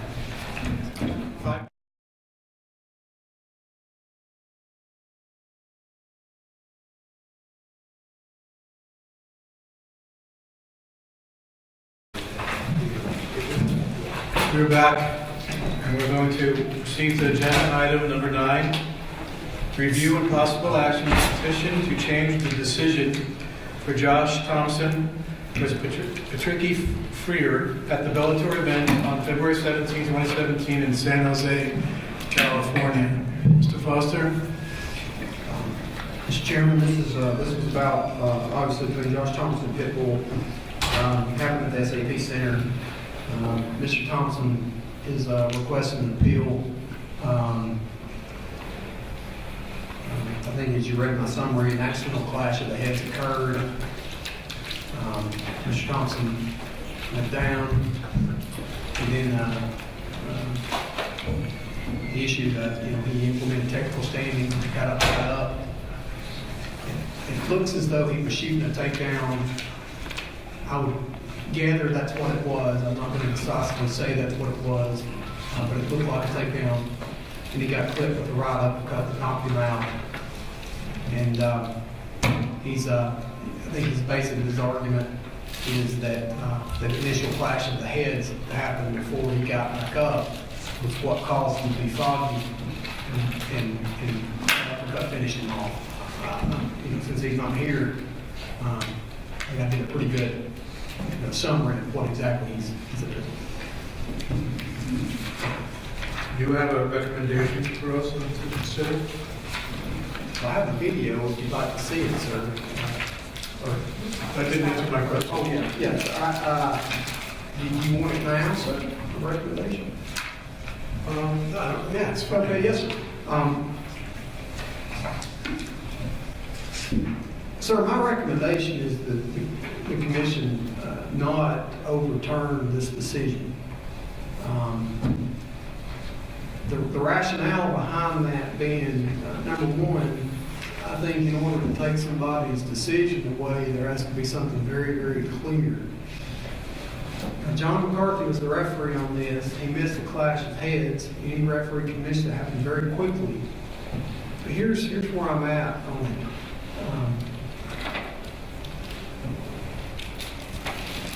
Typically, in mixed martial arts, if you're hurt, like if you get dinged pretty good, or if you're hurt, you're going to try to avoid the fight for a minute or two, like to get your brain. Yeah, you're going to try to clear the cobwebs, and that from the video and from what I saw, that wasn't what happened here.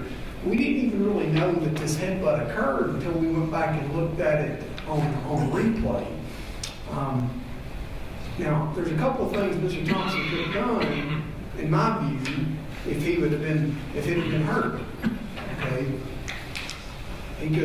he was down, and Pitbull was up. Pitbull was hovering over him. He could have stayed there and got his brain back. He could have stayed there. But that's not what happened. He issued a technical standing, which, in my view, is that means to me his brain worked. Okay, technical standing is not some kind of maneuver that you can. It's not a voluntary reflex. You have to kick, create distance, and get up. To me, that shows that his brain was working.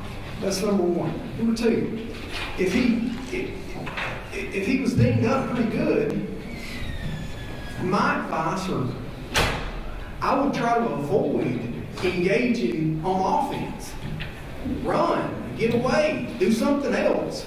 But he shot a takedown, or it looked like it was going to be a takedown. He got clipped. Why don't we have that, your more descriptive part after we see the video? But before we do, are there folks here with regard to this matter?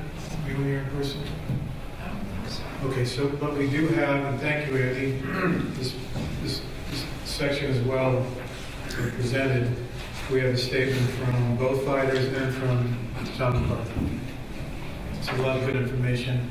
And then we have the video. So commissioners, if you're okay with it, so we'll watch this video and then we can go into discussion.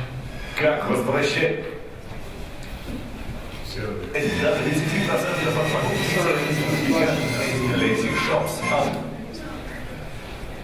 Is Trump there? Нас часть денег тебе обратно. Могу хоть во всех популярных магазинах говорить, мечтать.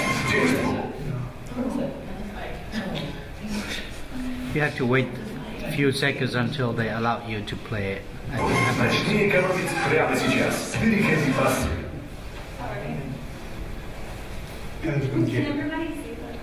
Целые.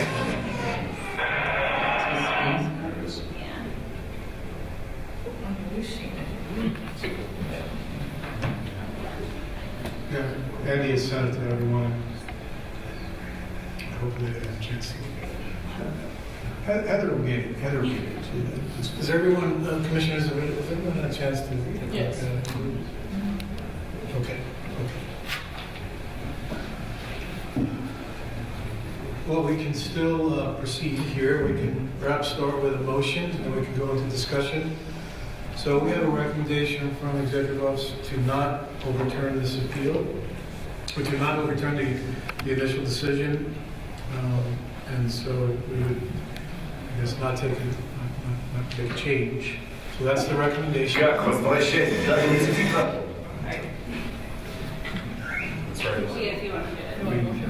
I want a motion. I so move. So we have a motion to not overturn the decision. So we have a second. I'll second. And we have a second. Okay, discussion. We'll start on, Commissioner Sauer, you want to start? You have any comments on this? No. No, second. Commissioner Ryan? No comments. No comments. Dr. Williams? No. Commissioner, Vice Chairman Annie? I think I would echo Mr. Foster's comments as a former fighter myself. You have to practice everything as part of the game. If you get knocked down and you're hurt, you need to take your standing eight, or you got to do something. And if you're not hurt, then that's fine. You make that judgment call and you react. And so either he was hurt and he kind of failed in the preparation of what to do when you're hurt, or he wasn't hurt. And either one of those consequences do not justify a reversal. So that's my rationale.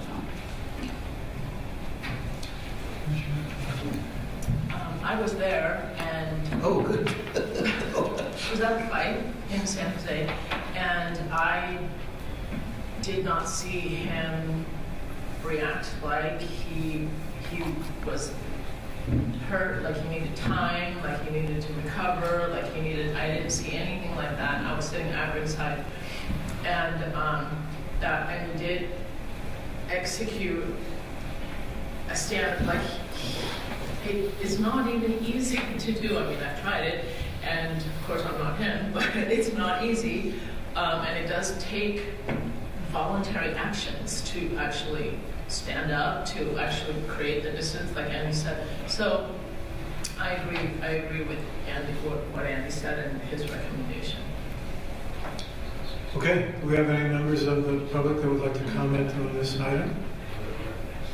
Seeing none, and unless there's any further discussion in the commission, let's call the roll for the vote. Chairman Corbelli? I guess it's an aye vote to not overturn, is that correct? Right. Yes. That's the way the motion was phrased, yes. Okay, aye. Vice Chairman Lehman? Aye.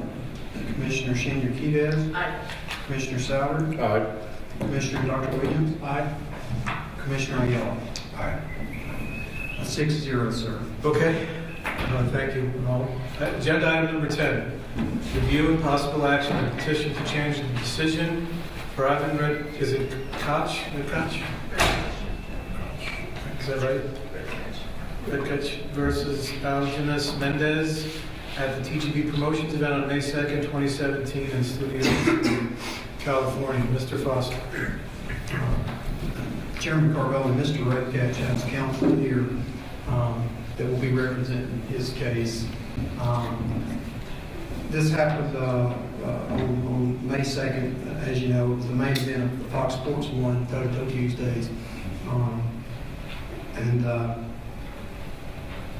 think there's two allegations. There's two allegations that are involved. Number one is that referee Raul Cuddies Jr. erred when he deducted a point for the headbutt. I think their contention is there wasn't really a headbutt, certainly wasn't an intentional headbutt. It was both fighters were competing. One fighter sprung off the ropes into the fighter that was fighting. It was just an accidental headbutt. That's number one. That's the first part. Number two is in the sixth round, near the end of the round,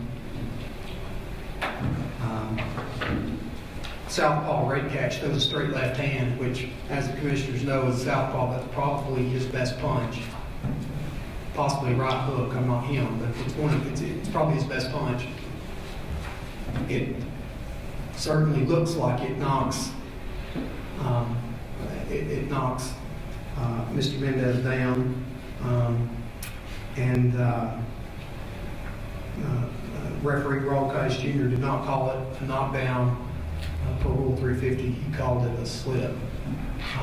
And their contention is that either one of those points, having both ththose things, Mr. Redcatch would have won the fight, or doing either one of those points would make the fight a split draw. So that's the setup for this. We're going to watch the video? Yes, yes. Can we do that now, please?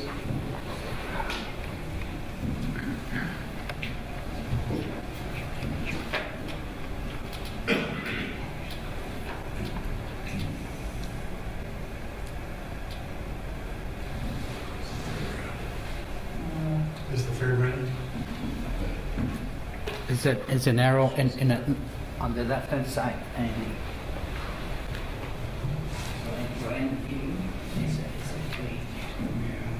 Oh, I didn't see it there. Sorry. Catches not to be denied as he's shooting his power punches behind his jab.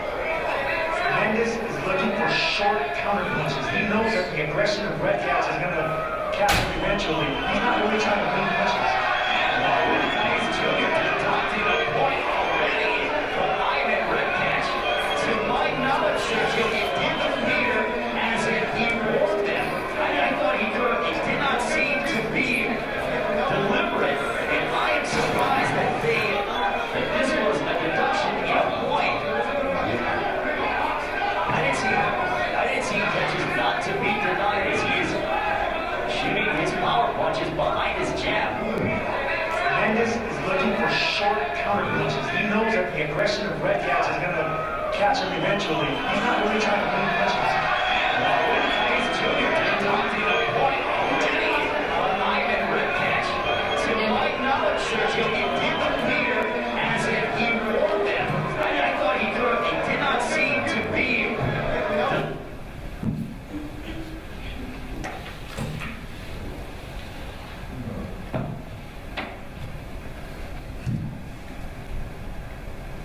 Andy, you can comment if you'd like. There's the punch. This is in the 6th round. Let's go back there. Let's see that again. Well, hang on a second. So we're watching two activities. We are. Okay, why don't you gotta set this up a little bit, please. Okay. This first one's in the 3rd round. Okay, we're in round 3.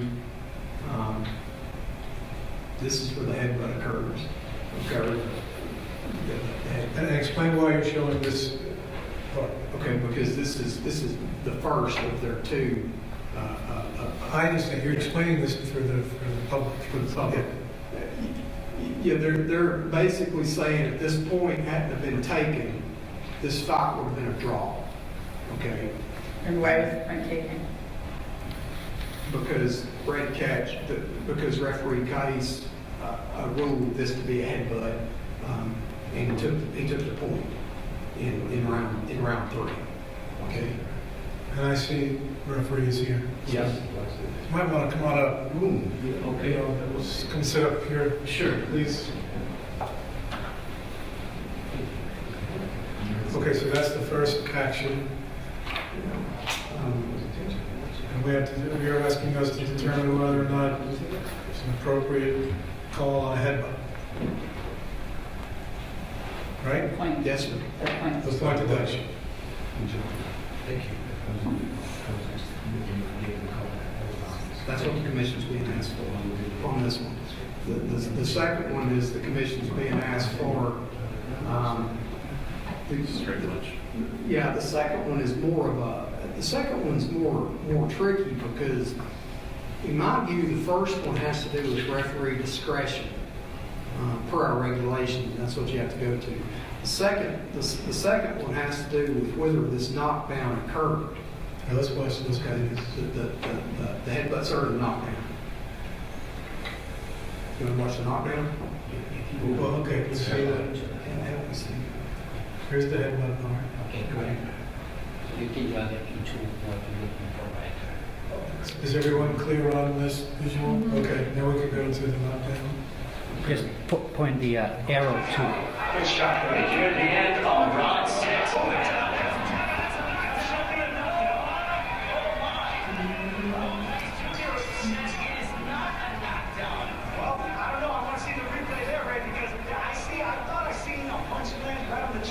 Drag the first shot. Yeah, I've got slow motion. I've got it clipped out. So it's just- Can you turn the volume down now? You can try to just this stuff. I'm sorry, I'm not so good with computers.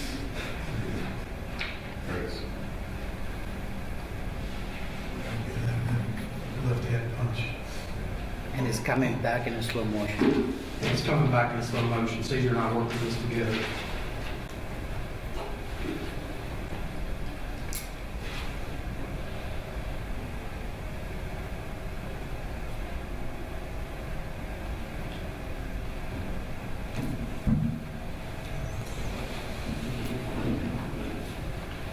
We also have more angles.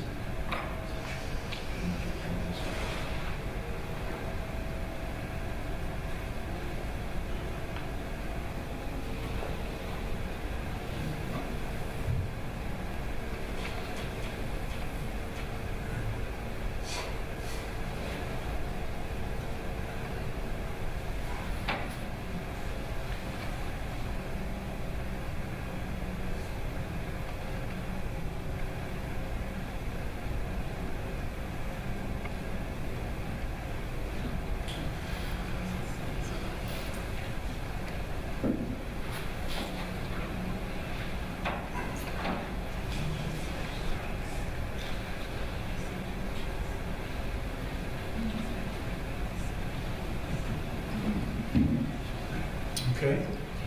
I got another angle for you, sir. You got another angle? Another angle, sir.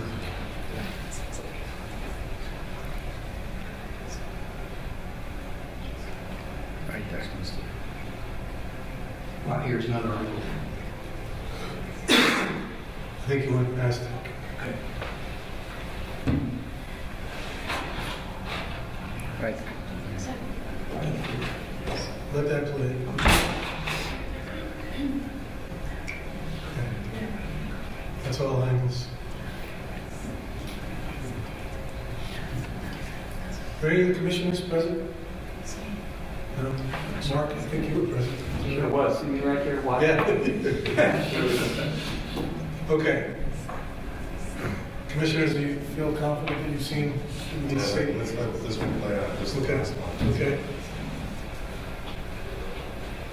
That was the head nod, right? Question. There's the punch. Okay, Mr. Duke? Do we want to have a motion? Do we want to let council speak on behalf of the fighter, or what's the best way to proceed here? It'd probably be best to have a motion, then you have something before you, and then let the opportunity for council to speak. So we have two actionable matters, is that right? Or we're going to take one at a time, the headbutt and the punch, or? Gentlemen, I mean, is this, can we break these two items up, or are we just going to have a motion to reverse or to not reverse? Or? Well, actually, I mean, you can obviously discuss the difference between the two different actions that have happened, but it'd probably be best just to either have a motion to either reverse the decision or not. Don't we want to hear from both of the gentlemen, though? Yeah, I don't know about that. So let's have, why don't we have some commissioner comments, and then maybe hear from council, unless there's a problem. Sure, no, it's your discretion. It's our discretion. So do you want to, commissioners, do you want to hear from council, and then maybe from, be able to ask questions of the people over there, the referees here? Want to do it that way? Before we make a motion? Well, I'd like to hear from the two of them before we got involved in motions. Okay. Sir, would you please introduce yourself? Good afternoon. My name is Mike Goosen. I represent the interest of Mr. Redcatch on this appeal. I would like to point out that his promoter and manager are also present as well. Pretty much the video that was just shown to you, I think, speaks for itself. And in particular, with the knockdown in round 6, at least it looked like a knockdown to me. I would ask this court to reverse that. We're just a commission. No, I'm sorry. Sorry, you can say your I'm used to that. For this commission to reverse that decision, especially as it relates to that sixth round knockdown. I believe it's the video evidence is not only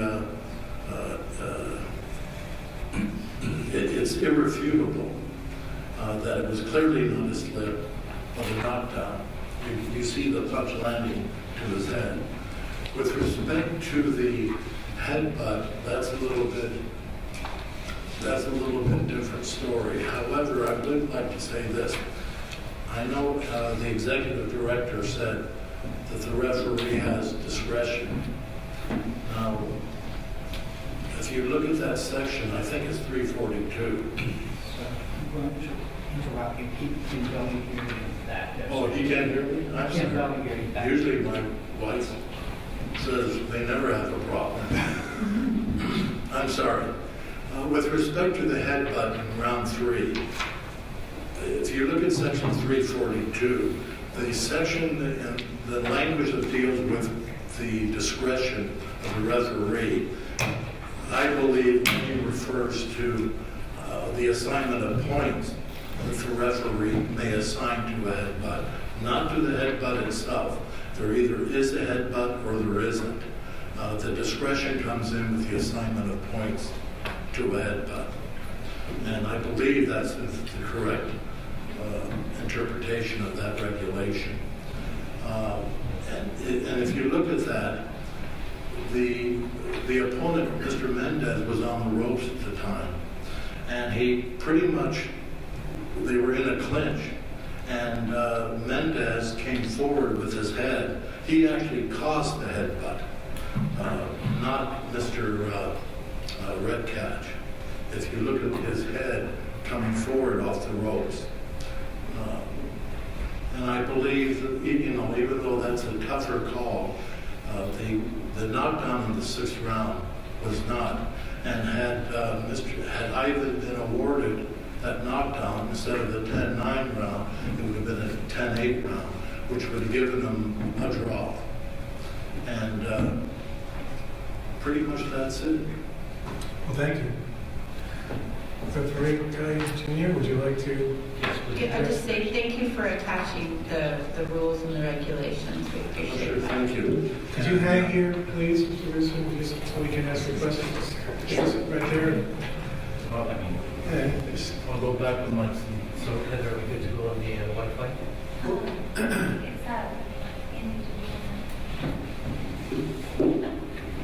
What's the request? Just wanted to make sure that we had Wi-Fi available because I did have 2 clips that I wanted to show the commission. And while they're getting started, may I? Well, that's presenting probably last year. You don't have an issue with this, right? It's something you probably wanted to see.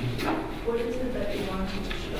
There's 2 clips. The first clip I wanted to show actually references, I believe, what they had mentioned in their letter. It says earlier in the rounds that there was a similar situation when Mendez went down. They state that it was no fault of Redcatch. He had no, I guess, physical contribution to it, but I want to show that in fact he did. And the second footage I wanted to show, and the clips are very short, maybe 20 seconds long. Second clip I want to show is how the broadcasters on the Spanish network saw and covered the fight in comparison to what you've heard on the English broadcast. I think we received the whole fight, so any clip you want to show us of the whole fight would be appropriate because we had that in our materials. But we're not going to take any commentators' viewpoints at this late date. That's fine. Are we able to at least then see the example of round 1 that's similar to what happened in round 6? Yes, it's on, I believe it's on. So what we'll do is we'll touch on that. I just had. Hang on. Yes, sir. Well, I'm just saying, we can do it, but it's news. I would have had this prepared in advance. That's okay. Since we have the fight, and if he wants to point out round 1 of the fight, I think what we're saying is that we're happy to look at that. Sure. We'll have to pull YouTube, sir. Caesar and I clipped the fight together for the part we we thought would be relevant. So you can also use the video that you had showed previously, the full video, and we can just get to whatever point in the actual round. Okay, well, tell us what the point you're going to make with the video clip. Tell us about that. And how it relates to the We've other all things. seen the entire Sure, site. yeah, So definitely. just tell us what you want us to pay attention to. Okay, well, first of all, I want to say good afternoon, honorable members of the commission. I come before you to discuss the bout in question, Red Catch versus Mendez. I've been an official here in Before you California. introduce yourself formally, I'm sorry? did you introduce yourself? I'm doing that. I'm currently doing that, ma'am. I wanted to let you know that I've been a referee and judge here in California for roughly 20 years. My name again is Raul Kais Jr. I wanted to make a point and let the commission know that I take my job. And you were the referee at this fight? Yes, Okay, yes, okay. ma'am. I wanted to let the commission know that I take my job and my responsibility very serious, and I understand and value the sacrifice, hard work, and commitment that the athletes dedicate to the sport, and it's important to me that we accurately determine the correct winner. If after review of the video and the evidence it showed that I made a mistake, I would acknowledge it to you, and I would request that this commission please correct it. However, after extensive review of the footage, I respectfully recommend that the commission leave the decision as it stands. Obviously, there's two topics that they're discussing I wanted to touch on first, it being the headbutt. In regards to the point deduction for the headbutt, I had given Mr. Redcatch several warnings prior to the point deduction. I asked both Mr. Redcatch. Is that what you were going to show us? No, I was going to get to that point. Would you like to go directly to that point? No, just answer my question. So you were not going to show us a clip of your other warnings? No. I mean, there's many warnings throughout the fight. Some of them happen, during the minute rest period. Sometimes during the bout where you can't catch it. I'm just verbally talking to the fighter. Several. But what I'm saying is, yeah, throughout the bout, I must have warned them that I actually caught on television 4 times. 5. What was your specific warning? Warning the fighters about watching their heads. Both fighters or just Redcatch? In the dressing room, obviously, I warned both fighters, but in the fight, it seemed that Redcatch seemed to be a little more careless and reckless. Because normally when you have a southpaw and orthodox fighter, a lot of times the heads tend to clash at no fault of either fighter, and their feet also get in each other's way. They step on each other's feet, their feet get tangled. Do you recall how many times you gave, during the fight, Right. a warning to Redcatch about headbutt? Yes, I gave him 4 warnings. Before the Point deduction. And also, I had to warn him several times after the point deduction, reminding him to please be careful with his head, because again... We're interested in before the point. Right. But I mentioned that because in their letter they said that after I took the point away, he never used his head again. But if you were to see the video, you see that he used his head quite a few times after that. Okay, so 4 times before the... Before, correct, and then 5 including the in dressing room instructions prior to the fight. That includes the instructions? 5 including the instructions, Okay. 4 that would be in the ring. Thank you. Yes, and I do want to mention that out of the 4, I had given him 1 hard warning in the second round. Because in that specific situation, he had, went in, and that's a video that you may be able to watch as well. I have it here pointed, not jotted down as in round 2. But in regards to the headbutt, that's pretty much the information I wanted to let you know. And if you have any questions in regards to the headbutt, I can answer those before we go on to the knockdown. Headbutt? Yeah, I just wanted to, I didn't see the fight, so I just kind of want to verify that the warnings in fact happened. 4 or 5 warnings. I mean, I believe the ref, but I want to make sure that anybody that saw the fight. I'll pipe in that in the second round there was an actual warning by Junior.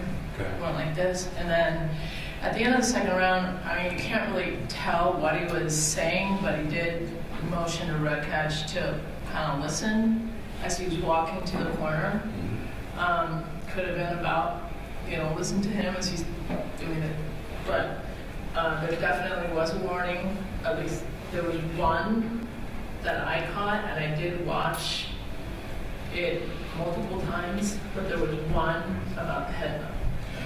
Chief Inspector Rillier is here. You could ask him about this matter. Yeah, sure. Please. Hi, for the people that are listening, Introduce yourself. Obviously you know who I am, but I'm Lead Inspector Mark Relier of the State Athletic Commission. I was there and present and paying very close attention to the use of the head during the bouts. There's different strategies by referee. Referee Calles Jr. stayed on top of it. There were warnings both in the ring that some of you may have saw on television, but there were also warnings at the end of the second round going back to the corner, and there was discussion with the corners in between the break that may not have been captured on the film. The headbutts that were going on were significant. It wasn't a minor thing. There had to be a strategy to try to get the headbutts not to affect the outcome of the fight by the athletes. Just hang around, please. Okay, please continue. Can I just make one point? Go ahead. At the actual point in the third round that I deducted a point, what I saw, and the reason why I took the point away, is I saw Redcatch throw 2 punches, missing both, and then he tucked his chin, lunged, and rammed his head towards his opponent. And for that reason, I felt that it was intentional. That is why I took the point away. You want to continue on? In regards to the headbutt, that's really all I have. If you have any questions, if you do not have any questions, then I will move on to the round 6 scenario. But to be clear, you have the discretion to deduct a point even if it's unintentional. Yes. Even if it's unintentional? Yes. Yes, I have the discretion. I mean, technically, if there's an intentional foul, we should take a point away. And we can also take 2 points. There's also this misconception, unfortunately, that the commentators misinform the viewers into believing that the referee somehow is obligated to give fighters several warnings before point deduction. Just to be clear, referees give the actual verbal warning in the dressing room. So if a fighter does commit a foul, that it's egregious and deserves a point being deducted, no other additional warning is necessary. We can really take a point off the first infraction. However, we don't like to take points if we don't have to, because in many fights, points are very valuable. But in this situation, it was definitely something that I had to do. Okay, please continue, sir. Okay. Next. Let's let him next presentation. Next item that I'd like to touch on is round 6. And what I'd like to do is I'd like to start off by handing out to you, commissioners, 2 pictures. And I'll go one by one so that you all have the. Oh, hang on a second. Bring those here to me. Bring those here to me. Is this something that you have seen before? No, sir. Bring it to Andy. Are these pictures of the video? These are actual pictures that I found online last night, otherwise I would have sent them to Andy. Please bring it to Andy. Pictures of 2 pictures that happened during the bout. I'm going to have Vice Chair Lehman explain to you our very clear policy on why I'm sending these back. Would you please explain? Yeah, we have a rule that all the materials that are presented to us need to be in our packets. We cannot receive materials on the day of the event, to ensure that we have adequate time to review them as it's fair to everybody else. Correct, and I understand it. With all due respect, Commissioner, I was not informed of that restriction. I did find those pictures late last night and went through a little trouble to get enough printed for everybody. But had I known that, I would have sent it over to Andy late last night so that he would have had it, but I wasn't aware So of let that. me make a point here that I also talked about. It's not our job to run around informing every individual in the state of California about what our very public and clear policies are now. It's your job to be educated on that. So let's move on. Okay, sir. So the 2 pictures that... So is that not admissible then? I mean, if it's... We've made that clear before. Yeah, that's been the commission's policy for some time. And it's just an open meeting, you have to post, you have to make your materials public, everybody gets to look at them. It's not just our policy. It's fine, so maybe you can just... Yelled at me from general. Maybe you can just make the point without showing the picture. Well, ultimately, what I will describe to you what was in the 2 pictures. There were 2 pictures, 2 separate pictures that I found. The 2 pictures demonstrate how when you have a southpaw versus an orthodox fighter, many times they step on each other's lead foot. Sometimes the right lead foot of a southpaw and the left lead foot of an orthodox fighter getting each other's weight, causing at times an unintentional trip or them stepping on each other's feet. In regards to Mendez going down in round 6, it was not a clean knockdown because Mendez was unintentionally tripped by Mr. Redcatch as a punch landed. Unfortunately, in the video, you can't see that. I mean, I looked everywhere for video that would show the bottom half of the fighters. Unfortunately, I could not find that anywhere. That is why I provided these 2 pictures to show how their legs were getting tangled and in each other's way. I was in position to see Red Catch throw a punch and saw an unintentional trip by Red Catch's lead foot that caused Mendez to go down. Our policy is that if there's a slip or a trip caused by an accidental foul or an unintentional foul, it's not a knockdown. For example, these are just some examples just to give you different scenarios. If a fighter is off balance and no fault of his opponent, he's struck by a punch and he goes down, it's a legal knockdown, we count. It's illegal? It's a legal knockdown, correct. However, if a boxer is off balance due to his or her foot being stepped on or being tripped by his opponent, a punch lands and the boxer goes down, it is not a knockdown. Similarly, if it happens simultaneously, it is also not a knockdown. It's also important to mention that in our post-fight meeting, which we have pretty much after every event, one of the items of discussion amongst others was that Mendez went down in round 6. I wanted to mention that a few of the other working officials also attending that meeting, because we all attended, including inspectors, mentioned that they too saw Mendez go down because of a trip. I have these, I guess the one clip that I do want to mention, if possible, Andy, in regards to the first round.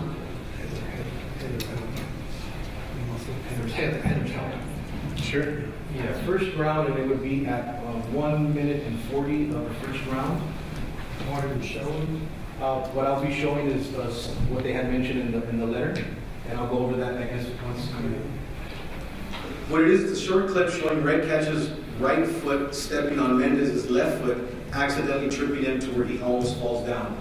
It's very similar to what happened in the 6th round, and the reason I brought that up is because it starts again at 1:40. So. It's not 140. 1:40 of the time, yeah. On the clock would be 1:40. It's coming down. That's almost there. Just so they go. Oh. 15 seconds.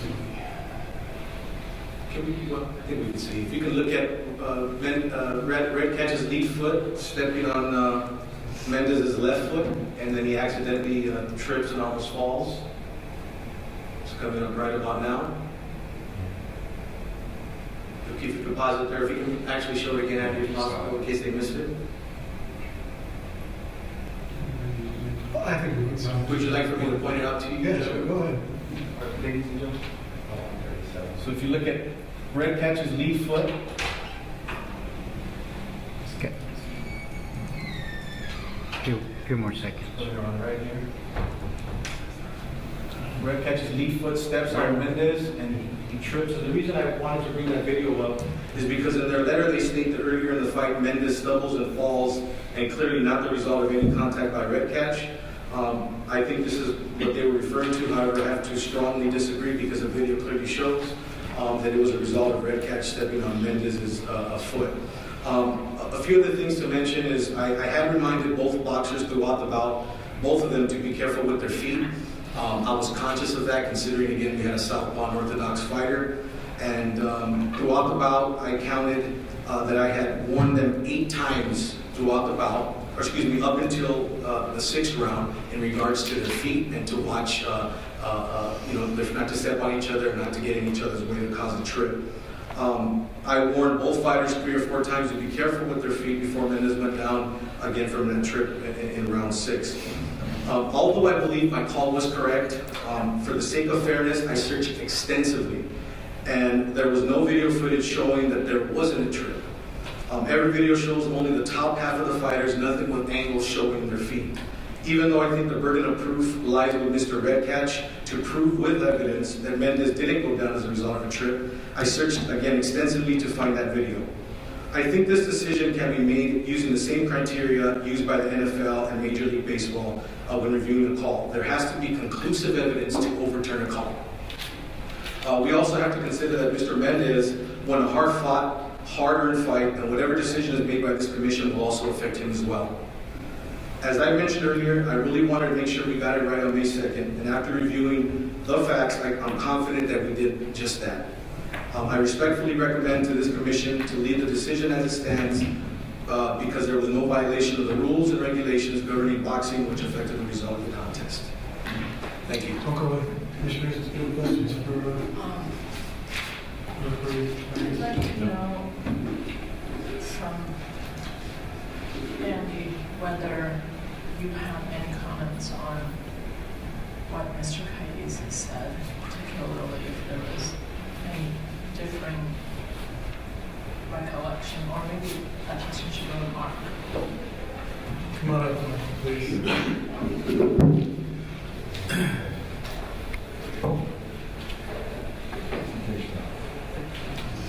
Mark Rogate. Do you have any different recollections from that evening from what? Regarding the knockdown? Regarding the knockdown. Some similar, some differences. First of all, I think that referee Cayes Jr. did a good job of explaining to you the difficulty between refereeing a left-hander versus right-handers. There is always consistent stepping of the feet, crossing the feet up, tripping. It's just it's consistent in most of those type of bouts, and it certainly was going on in the Red Cash bout. I looked at the knockdown at the time. My impression was that it was a knockdown, but he fell awkwardly. The way he fell, it looked like he almost got tripped. I wouldn't have bet money either way. There's one thing I was very aware of, is that the referee was very quick to make his decision. He was on top of it, and he was aware, and he moved in, and he was the sole arbiter.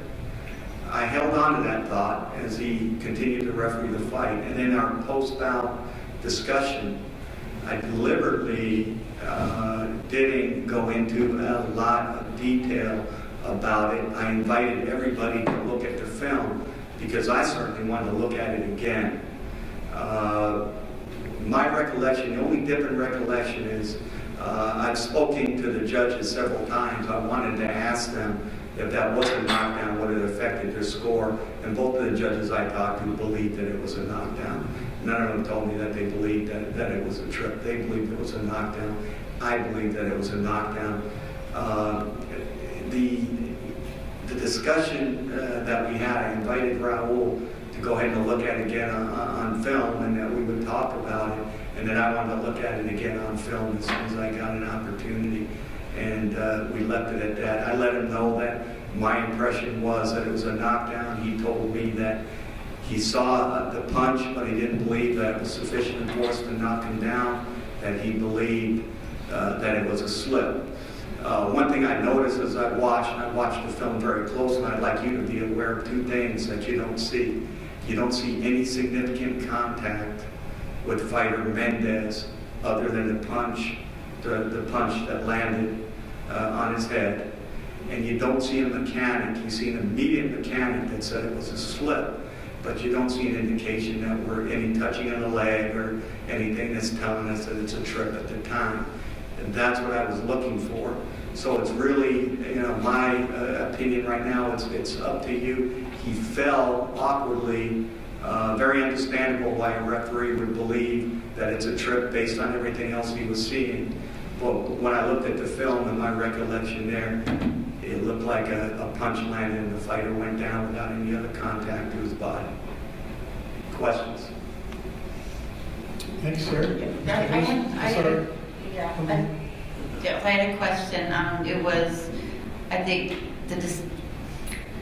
whether it's a knockdown, if it was a valid punch that would have knocked, or a valid punch, and then perhaps in the stagger, whether the person would have fallen down or not, trips over the foot. Would you consider that a knockdown? That's again, the referee's the sole arbiter, and he gets to decide that. If a fighter is punching and he trips, I believe most referees, if they don't believe he would have went down from the punch, would call it a trip and would indicate that by wiping the knockdown off, maybe indicating that there was a trip. But again, it's the referee that's the arbiter there, and it works very well that way. I have a question. Now, in terms of ring mechanics, if there is actually a trip as opposed to a slip, there's a difference, correct? So if there's a trip, would you expect the official to indicate a trip by signifying it by touching their leg or doing, as opposed to a slip, which is an actual slip? There's a difference, correct? I hope, because you have commentators and you have a crowd, they want to understand what you're calling. It's our hope that the referee, as decisive as Raul Calles Jr. was, that he gets a good, quick call. He did. He wiped that off immediately. This We is a hope slip. that they would, That means you know, no. indicate and somehow let the crowd know and the commentators know that there was a foot involved or something like that. But I don't want to answer for referee Calles Jr. He's really excellent at mechanics. I think he can answer that question for you better than I can as far as what he was doing with his mechanics.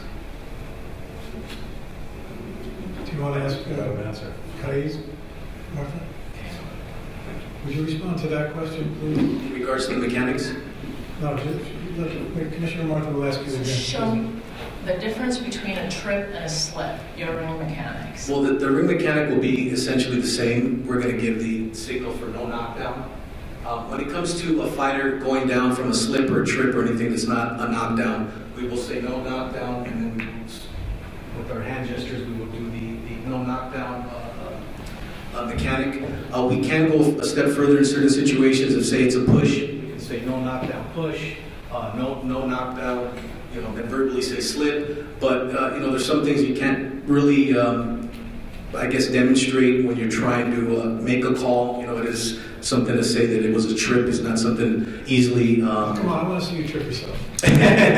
You know, but you know, two things I do want to mention is that. I guess maybe in this scenario I may have took it a bit for granted. Maybe I could have yelled trip to make it loud and clear. But again, because it was on television, we had multiple cameras. A lot of times they do catch it. I never expected them not to be able to see the bottom half of the fighter. In your opinion, is there a difference between a trip and slip? Absolutely. Absolutely. This was a trip. This was a trip, yeah. What happened, if you can notice in the video, I was actually in great position. I was circling behind Red Catch. And I saw that the exchange and the punch was thrown by Red Catch, but as I went around, I also saw that they had tripped up and he got tripped by Red Catch's foot. And when Mendes goes down, if you know, because as referees we look at detail. We see a lot of fights, there's a lot of things going on. We looked at things a lot different than, say, the general public, and a lot of times the commentators, because the commentators normally, a lot of the time, they look at and cover the fight looking at the screens and monitors in front of them, so they too couldn't see that in fact it was a trip. But if you notice when Mendes went down, he went down and he kind of looked down towards his feet, which I think was just an instinctively, just an instinctively moment where he kind of looked down and almost looking at his feet to try to figure out why he was falling. But other than that, sure. Commissioners, other questions? I have one other question. Sure. So how many fights have you refereed between the Southpaw and Orthodox? Several. I mean, it's... Percentage, did you say? That's a very, very tough question because obviously the majority of fighters are Orthodox. But if I had to guess, maybe 15, 20%, something like that, maybe 30, it just all depends. As far as experience goes for referees in California, would you say that you're one of the most experienced, or you have like the top 25% of experience in refereeing Orthodox versus Southpaw?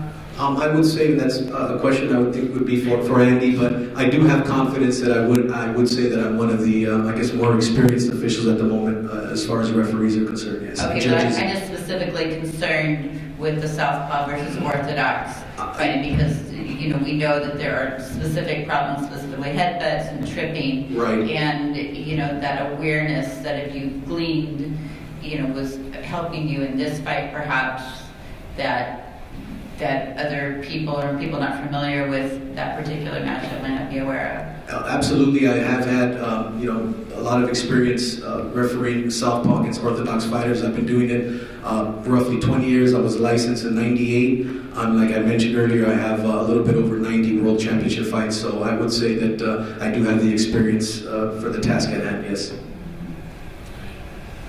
I've got a couple for you. Sure.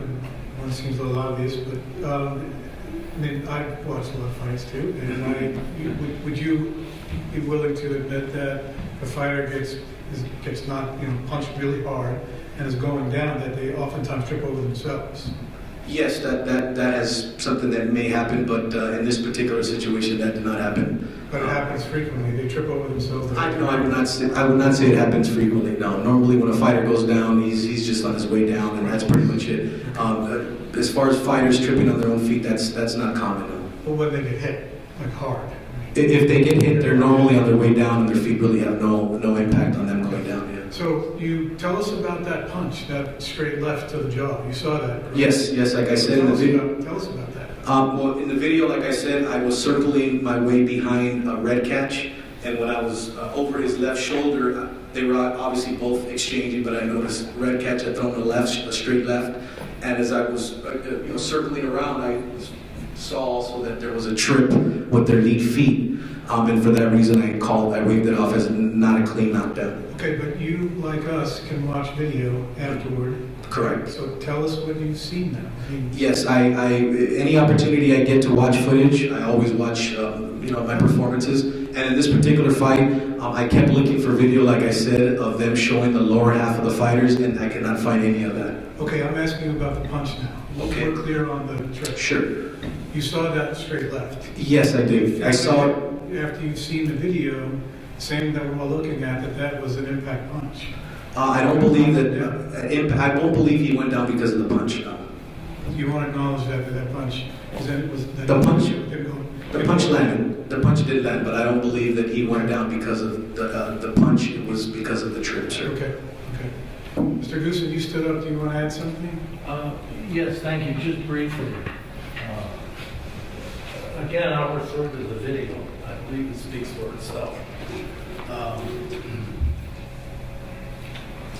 And also, if you look at the video, it's my position, if you look at the two fighters on the knockdown at the end of the 6th round, there's sufficient separation from both fighters that would indicate that it was not that Red Catch was not in a position to even trip Mr. Mendez. There was too much separation from both fighters. And the punch speaks for itself. It landed square on, as you pointed to, his jaw, and Mendez went down pretty quickly. Okay, and again, I'll rely on the video. There was such separation. I don't believe Mr. Red Catch would have been in a position to trip him. That's all I'll say. Commissioners, any questions for Mr. Goosen? Well, there's been a lot of discussion since we've seen the video, and a lot of pointing out to it's obvious in the video. To me, nothing's obvious in the video. So if enough people want to, I'd like to watch it one more time, just because it wasn't pointed out earlier when we were watching the video that there was a potential trip.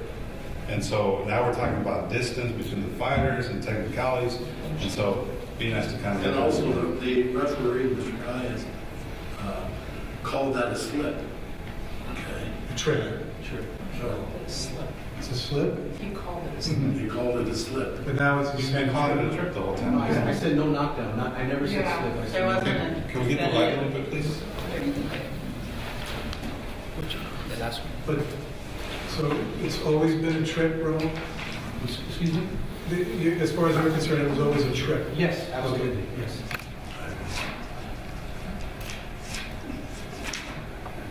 Now, Commissioners, this is, I don't think what Commissioner Aiello is wanting to see. I'm going to try to get this as close without. Fingers are probably the whole thing, that's fine. Andy, if you have the footage of the replay at the end of the 10th This is round, it. that's the best one. This is exactly what I. All right, so there's the distance. Okay. Now look at his right leg. No, you gotta watch after. But somebody was Look at mentioning the legs now. distance. They're very close to each other. Yes. They may have been close, but he goes down from that punch. Can we go back? Please? It's coming back again. The same shot. That's it. That's the headline. Can we just watch it? That's the punch. So he actually steps back. again? Yeah. Can we stick to the punch where he gave all the angles? Yes, yes.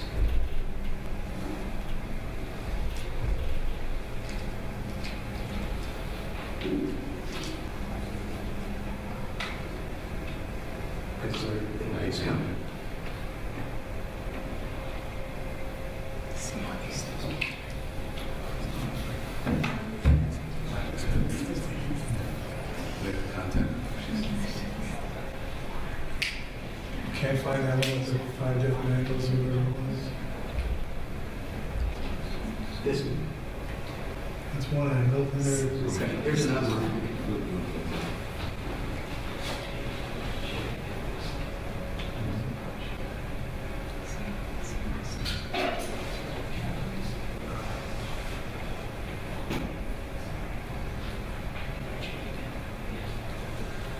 Well, watching, can I ask, Mr. Kai ask a question? Sure. What was your perception of the fighter's behavior immediately after he went down and as he came back up? Did he appear to be hurt or affected so much by the punch that it would take him down? No, I did not see anything that would indicate that he was hurt by that punch whatsoever. However, I did see that his body language and where his head had turned, which was down to his floor to see what in fact was tripping him, was more of his concern, because he popped right back up and really that punch had no effect on him whatsoever. And then the other thing that struck me is this really brief moment right when he hit the ground, looks up at you and goes, no. Exactly. Like in other words, saying that wasn't a clean knockdown. Well, that's my question for the official is, did he think that was significant? Then what was significant, the trip or the punch? No, his behavior, his body language, his saying no, that like. No, I wouldn't say it was significant because there is, scenarios where these types of things happen, so it was pretty consistent to what the norm is. Let me ask you something. Sure. After Red Catch hits him, Mm-hmm. you know how some fighters will follow up with a combination, but other fighters, no offense, they like to step back and watch what they do. They should follow up with a combination, but they actually watch him step back Mhm. and they like look at what they just did because they see that the guy's gonna go down. Watch it. He actually steps back and watches what he just did. So he steps back and Mendes goes down. So as he steps back, he's putting distance between him and the other fighter. So yes, a lefty and an orthodox, their feet will tangle throughout an entire fight, but watch. See, he's like steps back, see that? And he's watching what he just did. So he's actually putting distance between him and the other fighter. So as he's stepping, do you understand what I'm saying? I understand what you're saying, but if their feet were tangled and a fighter did step back, then that would make the trip more dominant, more prominent. How can it be more prominent? Because if their feet are tangled, Commissioner, and a fighter steps back, it would bring. But to be frank with you, when he stepped back, the fighter was already on his way down, in my opinion. All right, I've seen this video, okay? Commissioner Allen, you seen? I've seen that. Okay. All right, thank you. Thank you, Commissioner. We need a motion and the lights. Motion lights. I need a motion, Commissioners, unless you want to have, then we. I'll make a motion. I move to let the decision stand. So we have a motion to let the decision stand. Do we have a second? Second. Are we voting on both events with one vote? Or are we doing them separately? Is that your motion? No. I think how it was presented that if either if the headbutt point was erroneously taken or if it was indeed a knockdown, that would change the result. So we're talking about 2 points here. 2 points makes Red Catch the winner. 1 point makes it a split draw. Right. But if we just keep the decision as it is, then Red Catch is still the loser. Yes. There's a second for the motion, so. Yeah. I didn't hear the second. Wait, we clarified the motion. Mary, say it again, please. Okay, my motion is to let the decision stand as it is. So that includes both matters, if you will. Do we have a second? Dr. Williams, I'm sorry. I will second that. And we have several seconds. So I think Dr. Williams is the second. Any more discussion on this motion before we vote on this motion? start at the bottom this time, and let's call for the vote. The alphabet, the appointment. Starts with Commissioner Ayala. Commissioner Ayala. Interesting. Yes. Aye. Dr. Williams, Commissioner Dr. Williams. Aye. Commissioner Sauer. Aye. Commissioner Shingrikidis. No. Commissioner Lehman. Aye. Chairman Carvelli. No. Motion passes 3-2 to have the, 4-2 to have the decision statement. Okay, the matter is concluded, so thank you all. Commissioners, would you like to take a lunch break and then come back for the executive officer's report? How much longer do we think it'll take? Andy, we haven't gotten to your report at all, obviously. This is about 5 minutes, right? Do you, and do you think it's 15 minutes, 30 minutes, 45 minutes? What's your best guess? You do not have to hurry through it, so. 30 minutes? So approximately 30 plus minutes. Commissioners, what is your pleasure? Take a 15, 20 minute break, or you want to take a, want to keep going? I wonder, like, if we can just get some sandwiches from this police prepared and so muscles good. Perfect. Is that okay? Agreed. We keep rolling through and get some sandwiches? Come back. We're going to lunch? No. No, we're going to keep Then just give going. it to us. Or we can get, maybe order a sandwich if you let us know what our options are. Okay. We'll go back to agenda item number 6, the executive officer's report. A, budget update for the support fund, the neurological fund, and the pension program. Mr. Foster.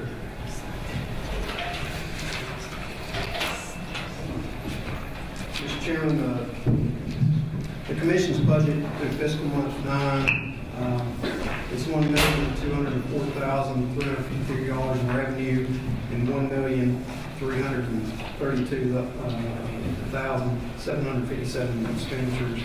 The current fund reserve is $1,158,089 for fiscal month 9.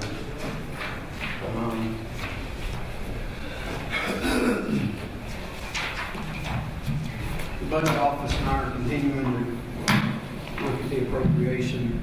We're making appropriate cuts when necessary. Looks like we're going to get awful close to our appropriation, at least according to the budget office. I'm looking at things a little bit different than they are, but I'm going to certainly take their advice, and they think we're close.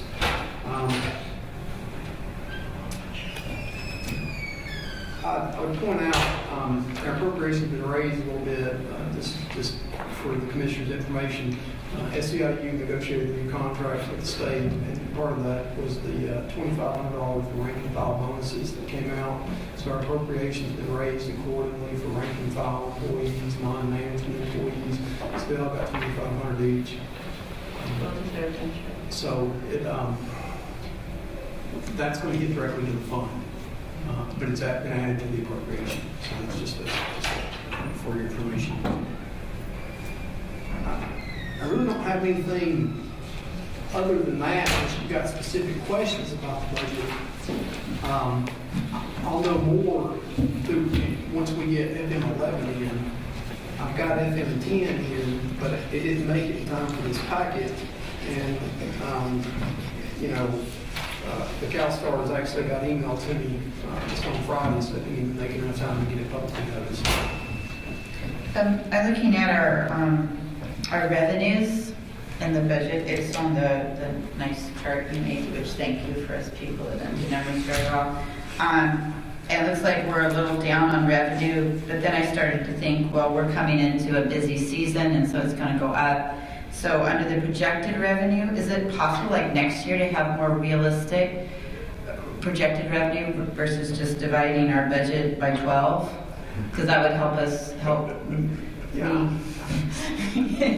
me figure, oh, we were supposed to do 165 and we only did 91, Well, But that's normal for February, say. yeah, and see, what, I talk to the budget office about this frequently, and this program is unlike the other department programs where you can really determine revenue pretty precisely by month based on renewal of applications. Because most of the other boards get their revenue from the license applications. Only 13% of our revenue, and that's high, I've been like 12% of our revenue comes from the license applications itself, licenses, okay?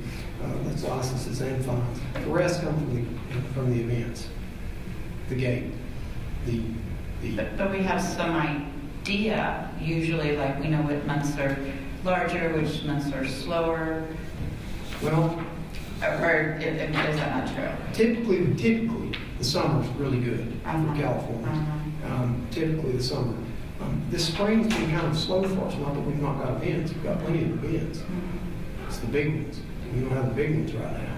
However, we've loaded up a bunch of events in July. It's just that happens to be in the next fiscal year. And what happened regarding this revenue, there's two things. I'm glad you asked the question. This was never a realistic revenue projection. Okay, this $1.9 million, and I brought it to the budget analyst's attention. It's just a number we used. We had won $1.915 million last year, and that was a record year for this commission. Okay, record year, $1.915 million. And you go back 5 years, it was $1.370 million. Okay, $1.370 million. That was like 5 years ago. So it kind of fluctuates between last year was a record year of $1.915 million, and then they upped it more than this. And we would have been probably a lot closer at the end of the year, probably somewhere between $1.7 million and $1.8 million. Two things happened. That big UFC that was at the Honda Center just down the street got moved from January, if you recall. It was that same day that we were at the forum, the Baltimore show got moved from January to July. So that moved into the new fiscal year. And then we had a big show, a big boxing show that got moved into the next fiscal year also. So once we lost those two revenue streams, it's not to say that but the smaller shows, very important to regulate, but it's the bigger shows where we get our revenue from, and especially the televised shows. And those shows moved into July and into August. So, are we going to have a structural imbalance this year? Are we going to run a deficit? Perhaps. I think probably so, but if it is, it's going to be very small, very small. Just based on this random number that we picked last year for our projected revenue? Well, a real deficit? In fairness, it wasn't my number that I picked. It's the budget office's number that they just, and it's just a formula they put in the computer. And then obviously the expenditures, the appropriation. Now last year we did something kind of close to this, where we did $1.915 million and we spent $1.5 million or somewhere right around about that. That's not gonna be the case this year. But I don't. If I was guessing, and I've got a pretty good number exactly where we're at right now. Okay, we're close to $1.4 million. We're right at $1.4 million actually as of today. I think we wind up at $1.5 million, and I think we spend $1.570 million. If I'm guessing, but then again, like I said, in July, we've got two events in July where easily those two events are going to put in over $200,000. They actually go into August because of the way it works. But You might, to Mary's point though, Randy, you might take a look, I don't know if you can, well, I guess you can. If it's a kind of budget office number and they divide by 12, because you could look, and you know the seasons. Sure. So you could make July weighted versus January, sure, December, and stuff. I don't know what you can do on that. And I typically know pretty good about 3 to 4 months out on the schedule, because they permit the schedules, they send in the schedule, I know what we're getting, so I can kind of guess from that. There are less events, we spend less, but I will note that you are, as usual, efficiently managing our expenditures so that you're not letting that get out of control, which is good. Well, I appreciate that, sir, and the budget office, they're a little, and maybe, well, I think we're looking at two different things. I mean, we've got about $320,000 left in appropriation. I'm talking about FM10 numbers and some insider stuff at the DCA budget office, and we're looking at some stuff, I took on Friday, along with Mark, we took some necessary steps, I think, to maintain the budget. And when we get FM11 in, I'll certainly be able to keep you updated and keep you. But I'm quite confident we make our appropriation this year. Great. Thank you.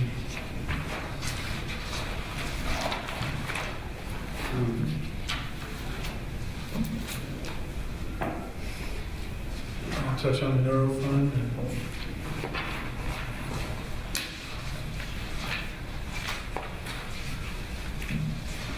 Well, the neuro fund budget is $577 right now. Okay, $577,000 because we bought the C3 Logics program, and we used our entire appropriation.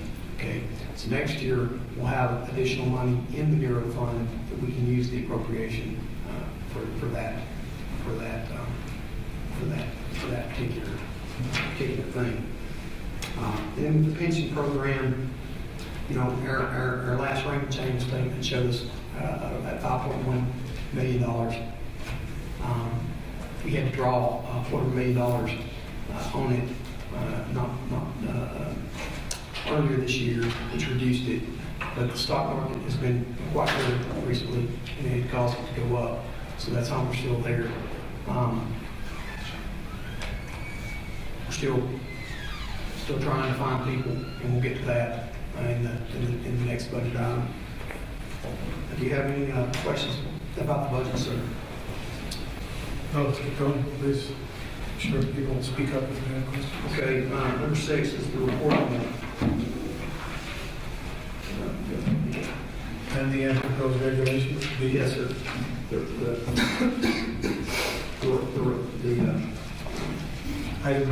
The item B, payment of the contestants.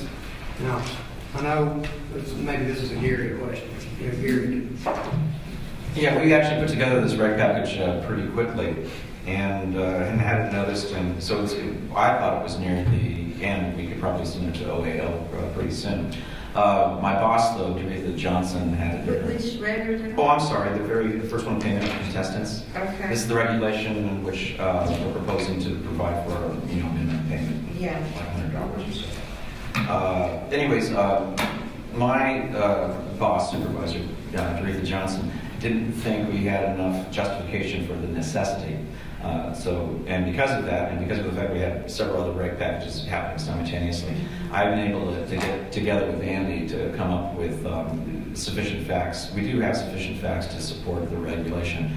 But the next step, though, would be to basically revise what's called the initial statement of reasons, which is the justification for the regulation, and to publicly notice that for 15 days. And we should be able to make our deadline, which is coming up in August.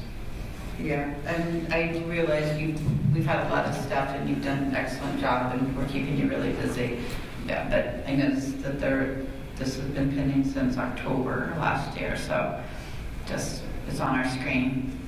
It's also mine. Okay. In fact, that's a priority of mine for the next couple of weeks. Did Teresa retire? Pardon? Didn't Teresa retire? No, not yet. She'll be there through the end of June. And then She announced her retirement. And then what happens once she retires? Do we get a new Eureka that will... Well, that's a good question. I mean, it's the topic of a conversation in my office, believe me. Because she's been there a tremendously long time through several different administrations, both Republican and Democrat. So I don't know. Ultimately, it's probably going to be a gubernatorial decision. So all of these things get delayed again because... Oh, no, it shouldn't. No, once... Person there. Right. And right now, Eureka has two assistant chief counsels. So, and they've been working there for now for about 6 to 8 months or so. Do we know who they are? Oh, yes, Mary Liz Stockdale, and, because I don't work with them real closely. But we do have to get Ryan Markgraf.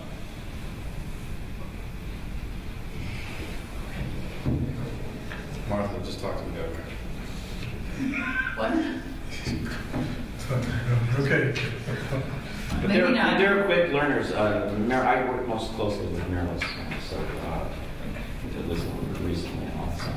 In fact, she approved your agenda. Okay. Headgear, the Office of Administrative Law had concerns with the final rulemaking file. They returned the file for changes to be made. Sophia is currently working on these changes for the Commission's approval. The changes requested by OAL are the following. I'm happy to read it if you'd like me to read it. I think we read it in our materials. I guess it's to say, you know, if you guys need help maybe with some of these things, I know you have to do this statement of reasons, but Mark and I can help you because I think we worked on, yeah. So I realize there's a lot on your screen, a lot on your plate. Well, thank you. Yeah. Quite frankly, I was a little upset with the Office of Administrative Law on this one because informally they had told us that, oh, this is probably not going to pass because you're not providing any specifications for the headgear. And my response to that was, well, we already have a regulation on headgear, you know, for youth. And so I said, well, so why now we need the specifications? So then we tried doing the specifications, so we incorporated by reference USA Boxing, that however, they don't actually certify, they just use AIDA's headgear requirements. So that's where we have to change the ISR. But yeah, if you need any help, we'll be happy to help. Thank you so much. Thank you. Anything on the waiting time? Well, the Department of Finance, it's still pending approval of the Department of Finance. Now, I did have a meeting with the Department of Finance, and I think I answered their question, so it should be getting out there pretty soon. Okay, we're offering you any help, so if you want to call meetings, just to, you know, the noisy bell gets the attention, whatever, let us know. Sir, since you mentioned, I'll be getting with you, Commissioners, I'll be getting with you, sir, to ask you to set a meeting for either the very end of the month or the very beginning of June, because we'll need a meeting, I think Gary knows, for this revised language that they're going to need. It's just some small changes, but it does take a meeting. So it'd be like a phone meeting. Okay. And then Item C? Item C is the delegated entities report, and we have all of our delegated entities present, sir. So with your permission, I'll bring them up. Please. Thank you. JT Steele.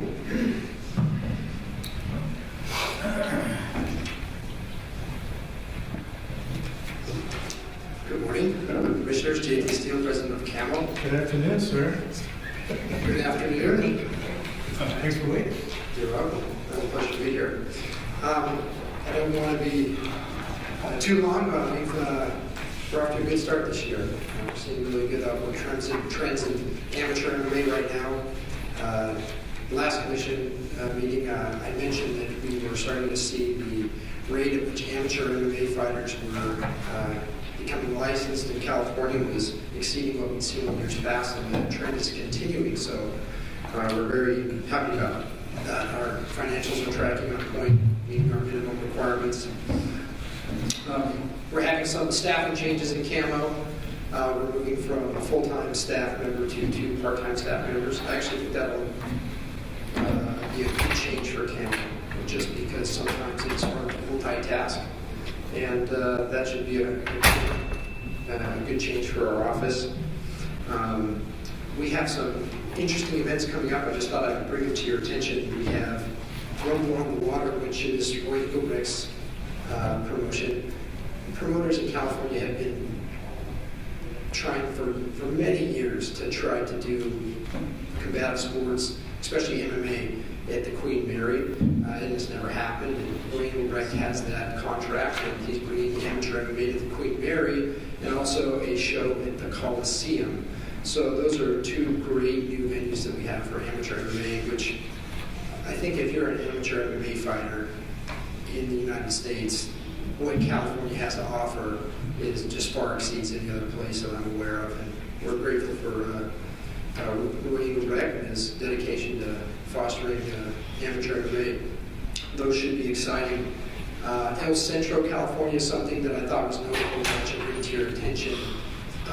Close to the border, fighters have been traveling across and fighting in Mexico and essentially unregulated and unsanctioned fights in Mexico for a long time.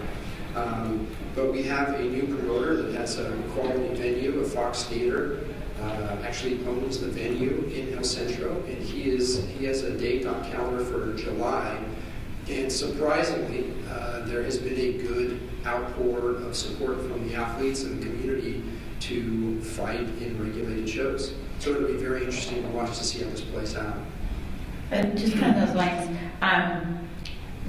do you give your schedule of events to Andy, correct? It's online.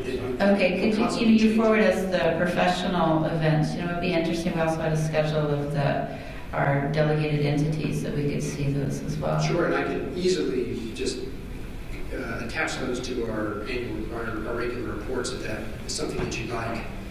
Although they do tend to change a lot, so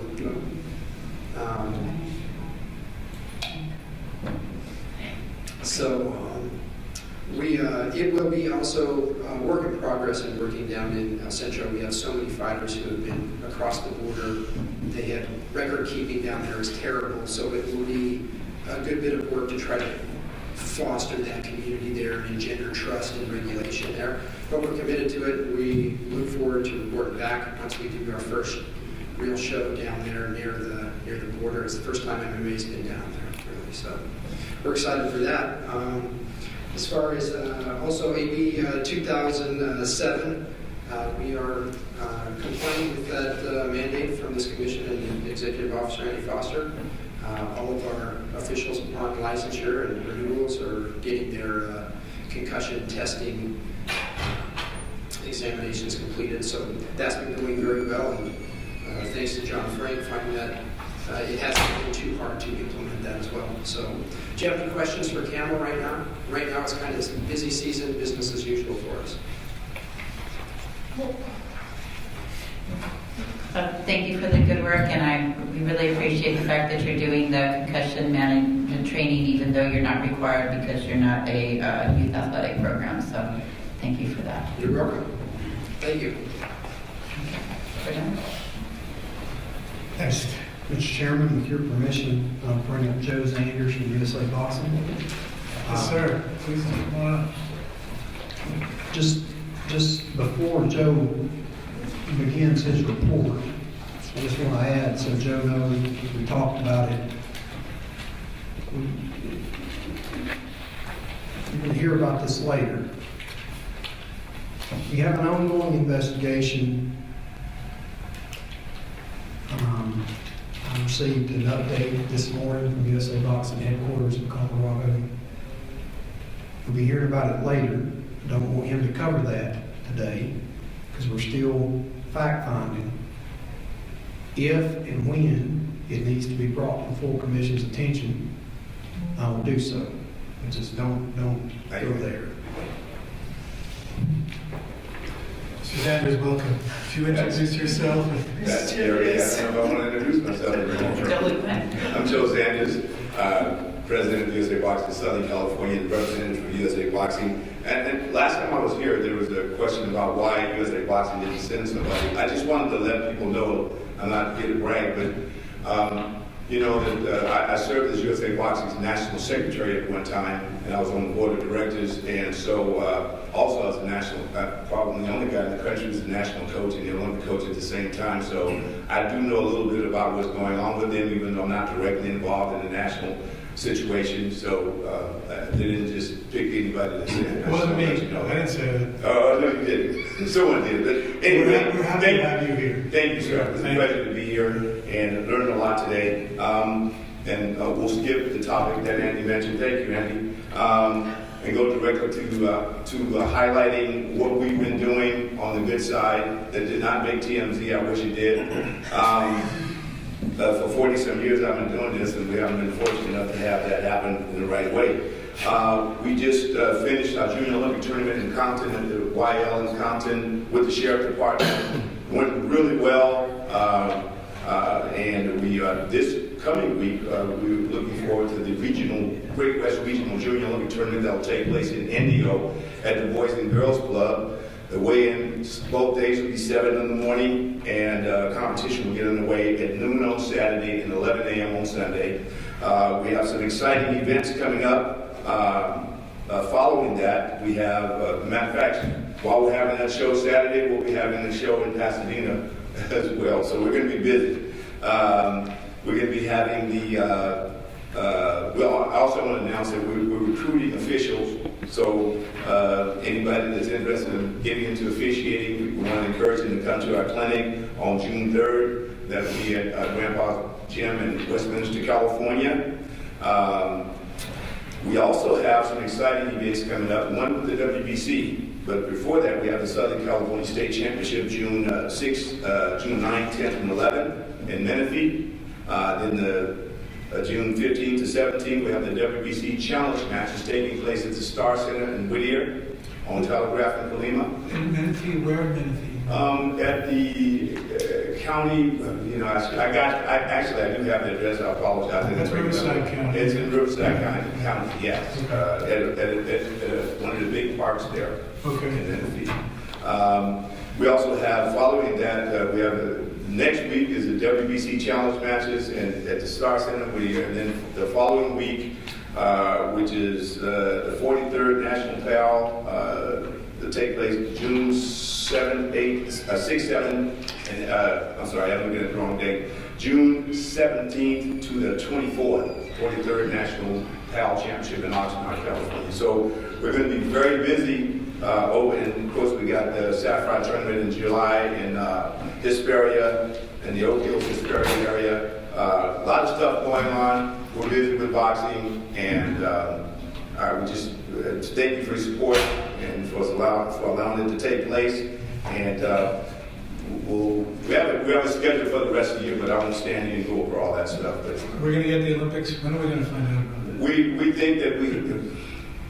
we think that we have the inside track. So just listening at everything, the other locations don't have really anything that security is going to be a problem. So I think we have everything in place. I don't know what we can do to help you, but we're happy to do whatever you can take. Well, the one thing that we're trying to do here locally is to make sure that we do as many things in Los Angeles as possible, so that in case people who are making those decisions can be anywhere and can hear what's going on, that is good.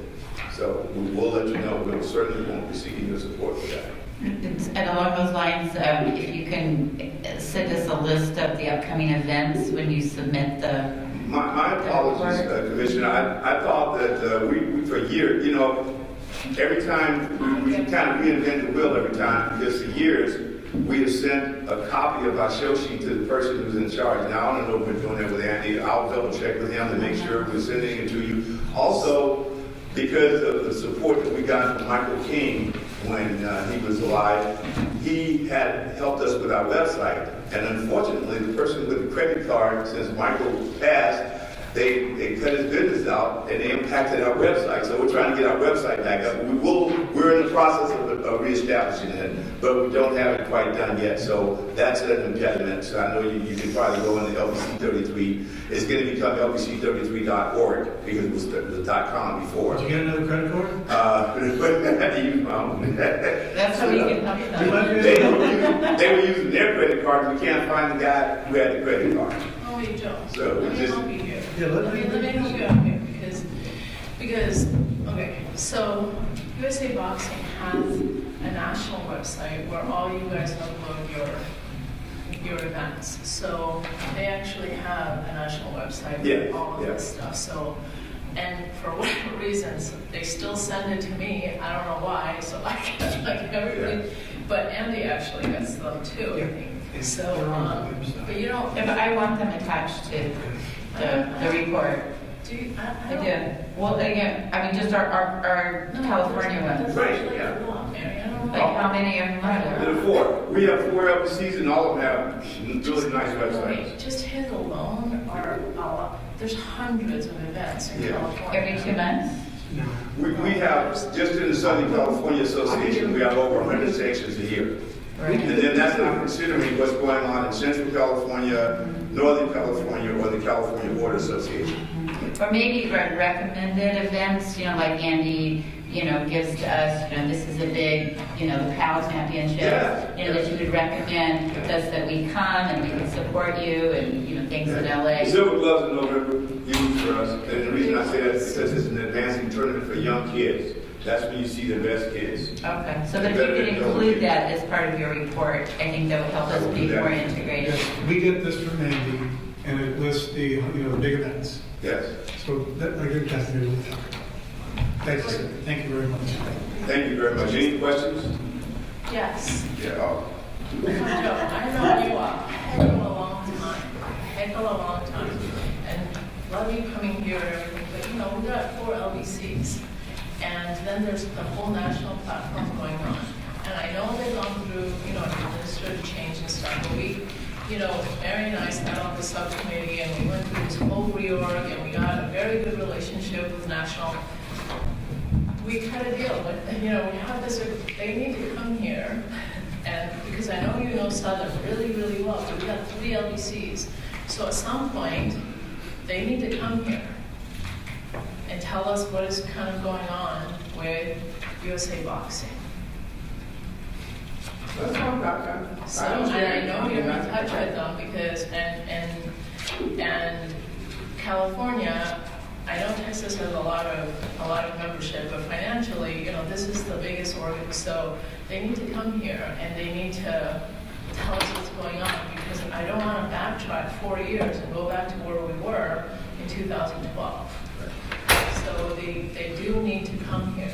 They do need to not just give us like the one sheet finance. They need to come here and they need to have like discussion with us and tell us what's going on and actually know what's going on. Because we have to go back to having this relationship because they are regulating for us, yeah? Okay. I'm not clear on if you want to, no, just kidding. Okay, thank you, Mr. Sanchez. Next. Mr. Chairman, United States Fight League's next, John Frank. I want to know how retirement's treating you there, John. Retirement's good. Good. Don't look at that. Excellent.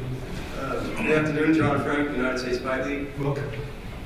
I can just briefly go over the report that I sent. We had 1 event since, but since the last meeting, we've had 3 events. One in April, San Bernardino.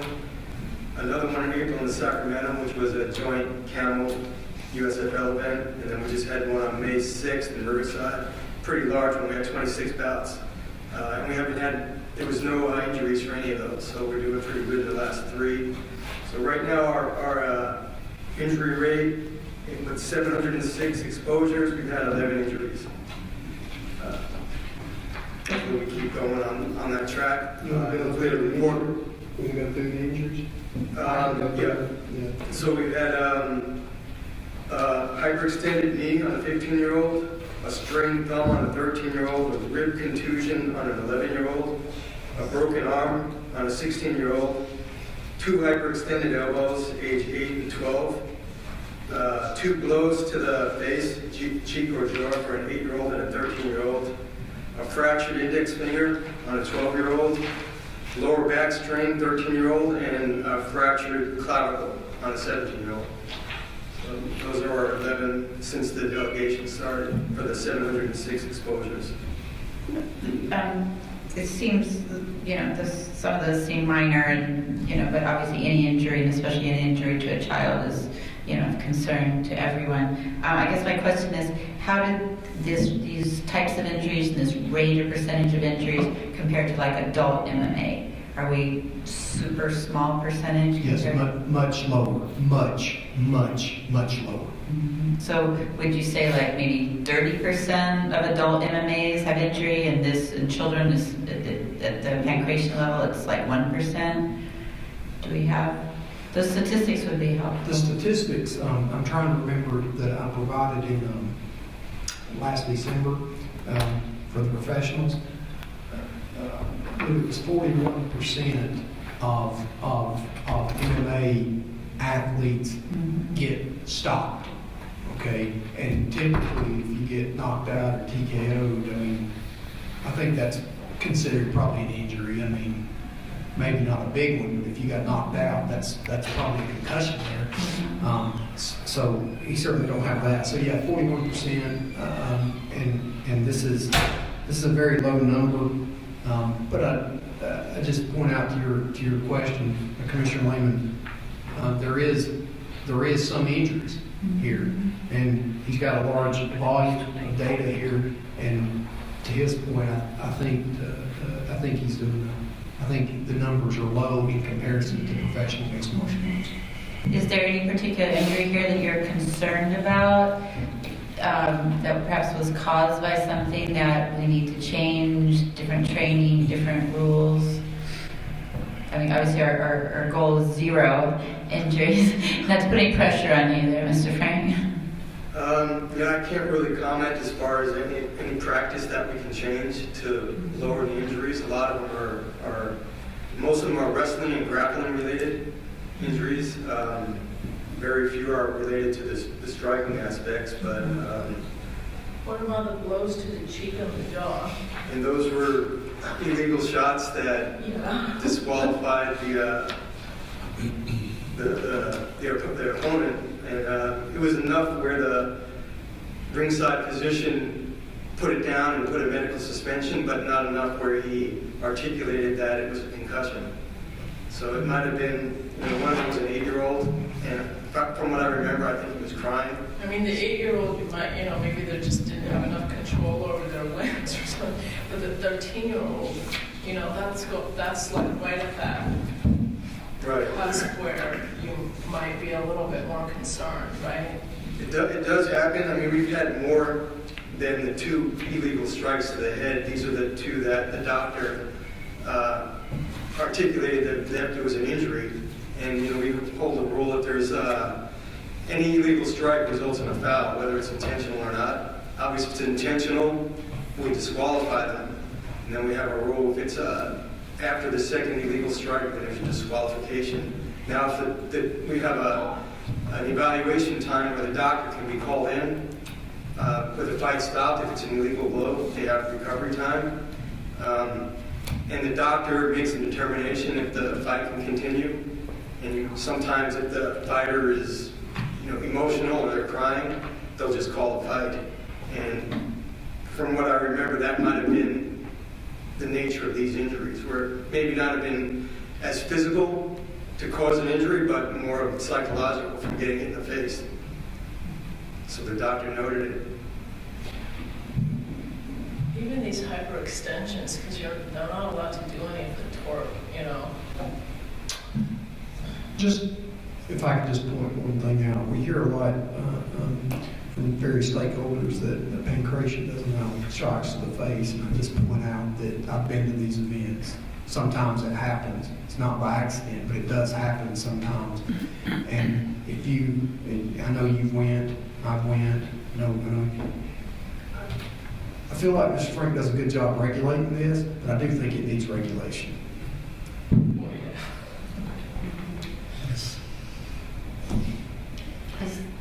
Do you feel like you need to tweak any of the rules or do you think that it's? I think the rules are sufficient right now. It's just the enforcement, the training of the kids, enforcement. I mean, the referees have to do that judgment call as far as allowing the kid to escape a submission or to call it too soon. So, they do a good job. Usually if they call it early, they get crying because I didn't tap. If they do it late, they get crying because they get hurt.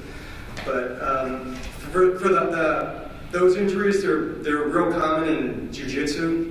A lot of the other sports, it's the same technique from an armbar. It's a little bit enhanced with pancreation because they wear a cup. In jiu-jitsu, they can't wear a cup, so it makes it a little more painful. But of all the injuries we had, we've only had one where they had to go to the hospital, and that was a broken arm, and that was also from an armbar, a bent arm catch. That was an interesting issue when we were going through this, is the cup. Sure. With your permission, I'd like to ask Mr. Frank a question regarding the headgear. Okay. The headgear, something I was been concerned about, and I wanted the thing of unforeseen consequences. Now, I've been to one of your events and I saw all the matches. It didn't seem to me that the headgear was affecting, especially that kind of headgear, was affecting the matches adversely. I want your comments on that, because I'm hearing about this headgear on a regular basis. Well, we have the recommended headgear that they use, and even sometimes it does come loose, comes dislodged, so it stops the flow of the event. If it's not fitted properly, it'll move. But as far as we've had, even though we don't have strikes to the head, we do have sometimes they bang heads. Sometimes from a hard takedown, that they hit the mat pretty hard too. So. I wasn't in favor of it at first, but I do think it probably saved a few injuries, just the fact that they have it. And there's some new headgear on the market for wrestling that has a lot of padding in the front, because wrestling, they get a lot of concussions, head-to-head contact. So they're developing new headgear with padding that covers the forehead and the back of the head. That might be something we want to look into. Hopefully they drop the price on it a little bit though, because it's pretty pricey.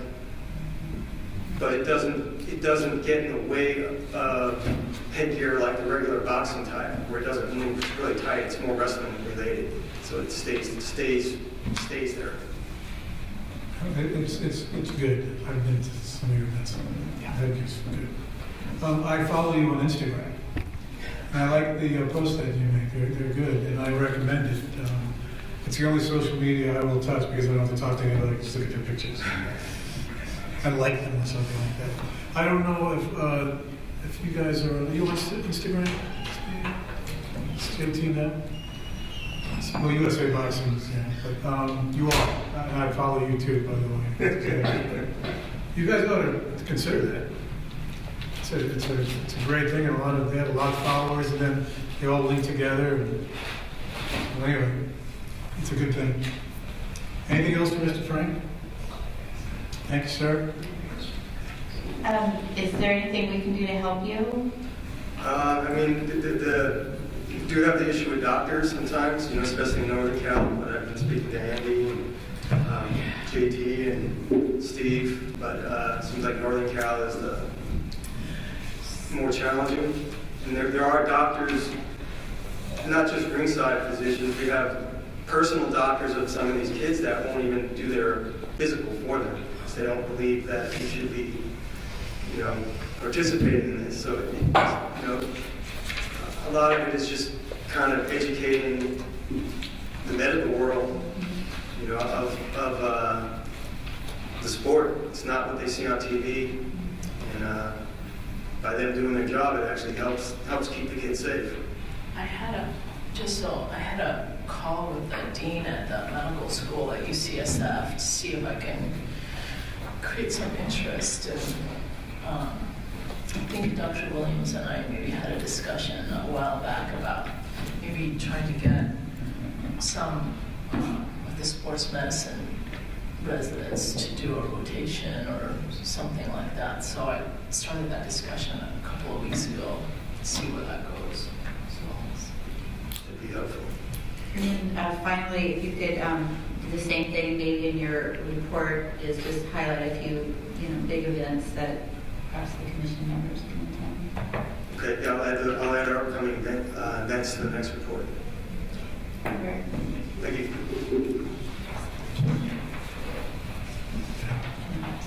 Commissioners, you guys, we don't have much to go. You want to eat your sandwiches now, or just finish up? Well, let's I'll go fast. Yeah. Yeah, come on. We waited long enough. And give Mary her sandwich. She wants a sandwich. What's next? So let's speak this. Okay.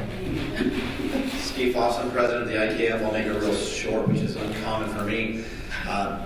Couple just quick notes. We have implicated the AB 2007 rule.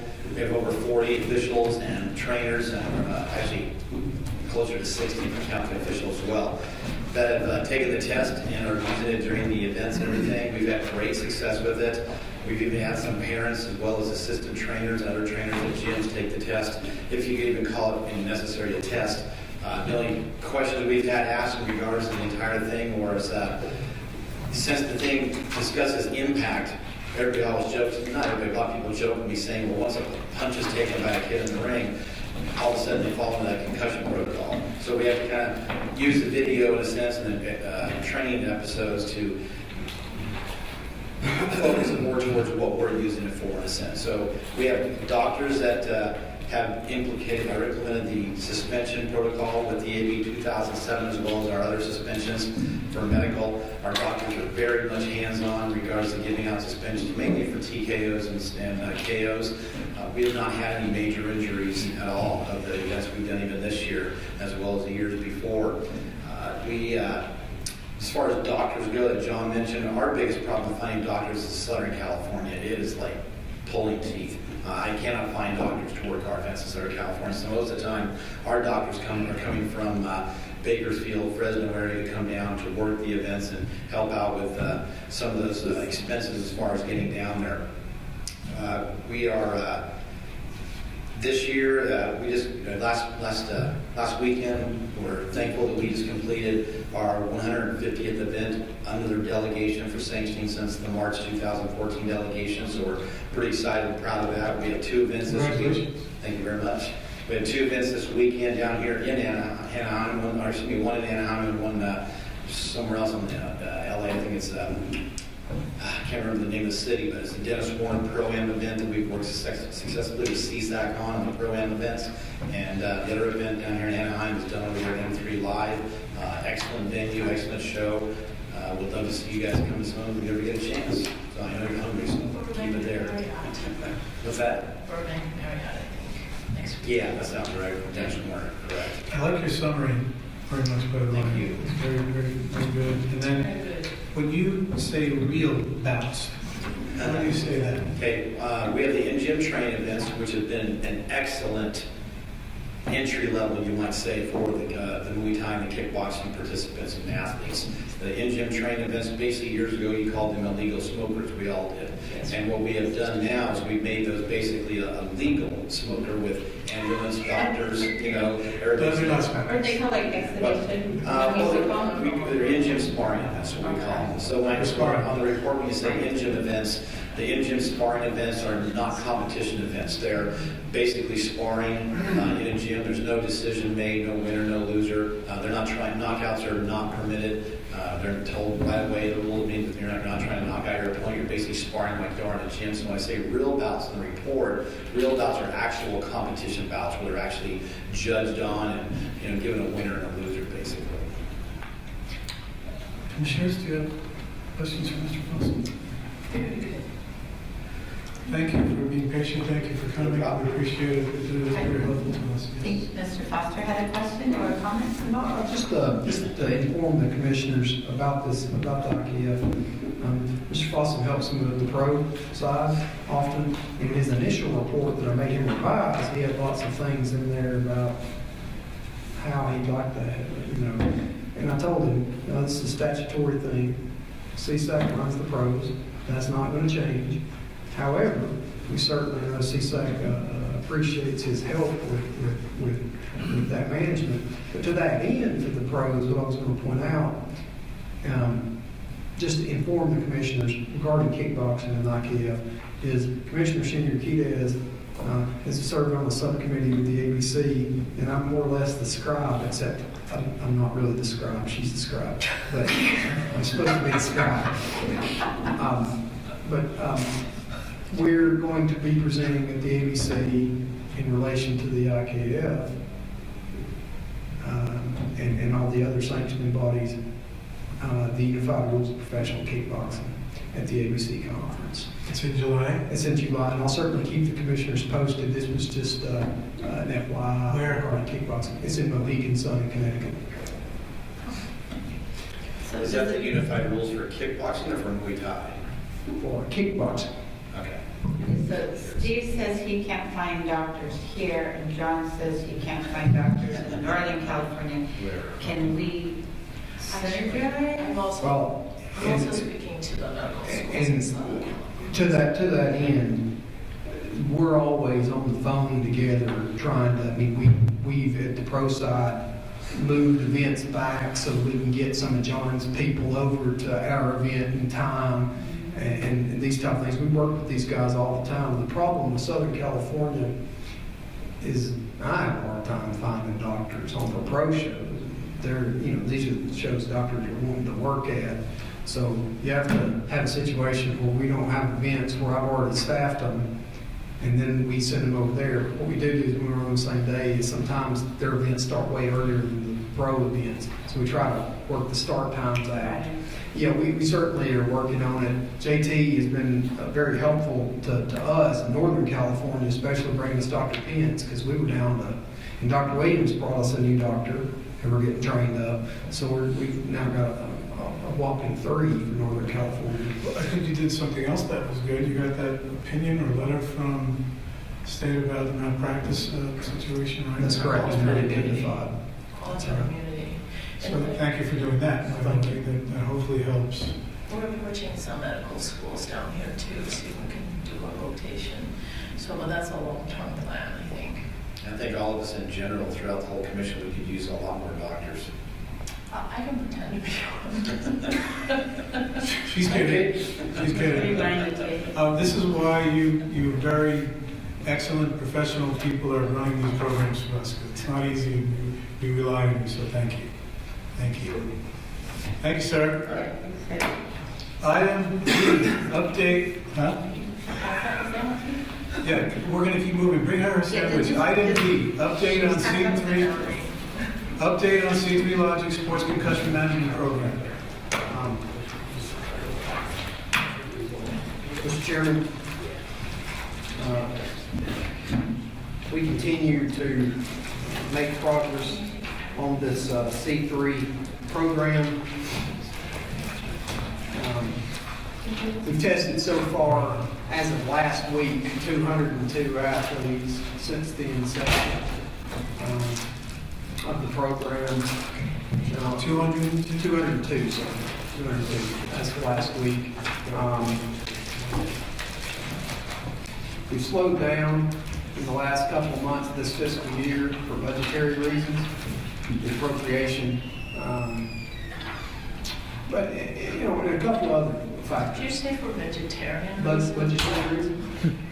A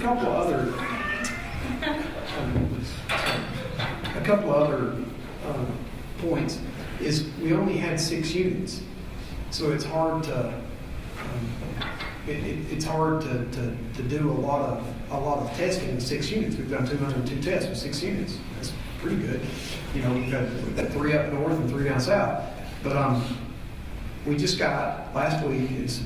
I told you he was coming, and he came. Frank Aruba from the C3 Logics program came into the office, and we've tagged the remaining 60 units. So we are now ready to go. And Heather actually asked me, should we bring them down and give them the mark today? And I said, well, let's get them logged first, and then we'll ship them the mark when we get back the rest of the thing. But the bottom line is they're going to be in Southern California soon, which is the epicenter of Bloxville. Well, Andy, you sound almost apologetic. This is amazing progress. 202 tests. I mean, you can feel free to brag a little bit, sir. The goal was 300. Yeah, You're almost there. This is good work, and you should be saying so. I mean, that's.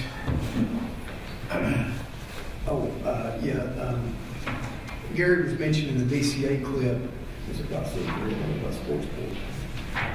Yeah, that's what. Yeah, no worries. But Mark's back there, and Mark and I have, every time we're like, okay, let's because Mark's got some units, Jesus, and so we're always trying to figure out where best to place the resources down in Southern California. Once we get the additional units down, we'll be able to do more testing. And come July 1, we'll have new appropriation, and we can start, I won't say we're dead in the water, but we're doing it, but not much. We'll be able to start it. We'll return to the gyms, do all the outreach that we've been doing. So that's what, but yeah, I appreciate that, sir. That's where we're at. Any questions? Any questions about this? These people in front of us? Great work here. Okay. Item E. Here is the event schedule. Obviously, there's lots of events that you can come to. That event next week, May 24th, Commissioners, if you're able to make it out, it's a good one. I'll be there. Yeah. I keep saying it on my weekly reports. I think you'd like this one. I've been to that event a couple of times. It's a lot of fun. It's a lot. Yeah. Trying to lure you there. It's a good one. That's your. You have more details? Maybe more details on that one? It's going to be at the Lowe's in Santa Monica. Okay. Okay. And I think getting there around 6 o'clock is probably a good time. I'm going to try to start at 7. It's a charity event. Sugar Ray Leonard's charity. And yeah, It's a great night for. Yeah. it's really a good night for boxing, I think, in a lot of ways. So, yeah, if you can come, please do.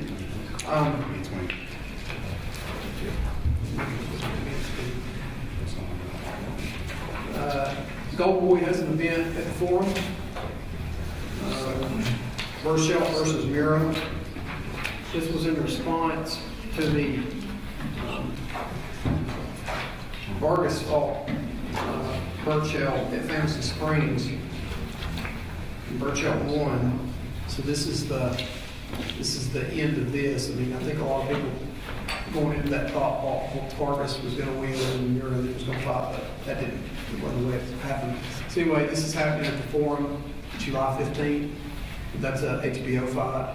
So that's a fight that you might want to consider coming to. And then UFC 214, it's Jones versus Cormier 2. This is a significant event. Did you confirm that? Yes. When is it? July 29th. Okay. And it has been confirmed. Okay. And it got confirmed last week. So this is Jones versus Cormier 2. It's a significant event. Close by to here at the Honda Center. Yeah, at the Honda Center. Home of the Mighty Ducks. Yeah. And so hopefully you're able to make it. Let's remember to put on your agenda next time. I just call it out, subcommittee updates. Our other standing subcommittees, our large event committee, which Martha is working on, as always, on. So with that, sir, is your report complete? Yes, sir. Thank you very much. Item number 7, pension fund subcommittee update. Commissioners, David Nyala? This is really just a kind of an update type of a report. Of the 46 boxers who are eligible for their pension distribution, we've sent the notices to the ones that we haven't found. We've turned over to Division of Investigations. We've got some more that we turned over. They came back with a large group. They actually come back with some. We've reached out to these people. So we're making progress on that front. And I got to be honest with you, it's a little bit surprising that we're making progress on it, because we're making progress. So we're getting some stuff. The WBC thing has been the biggest. It's been just incredibly interesting, because I didn't think they would be able to find as many as they have. It's like every week they'll send somebody else in to us, and at least if they're not, sometimes they call and these people don't have one, they're a little short on rounds or there's something, but at least it's calling. Yeah. Aware. And probably one of the more interesting stories I've got, just anecdotally, but it was regarding this pension, and we got one paid out. It's in progress. It was one of our pretty regular matchmakers. Just we showed it to him. We were doing it, and he kind of knew about it, but he has one. And he was very pleased about that, so he filled out the paperwork and we got it, and it's significant. And so, it's good work. Helps to get the word out too. Yeah. So they tell someone, they so it's like a word of mouth. And that's the thing. Okay. So that's all I have on this commission. Commissioners, do you have any questions or comments on item number 7? I just had like a basic question. I know we're doing still the outreach in the Spanish-speaking community. And does Sophia speak Spanish? She does some. Okay. We have Alma in the office who's very fluent in it, and that's who we usually, that's who we have people talk to, because she's so good at it. That's her first language, I think. That's her first language. So I started a story for the Argentinian and Uruguayan papers. They just want a story of how the pension fund got started, remember? Oh, yeah, okay. Why do we get it around?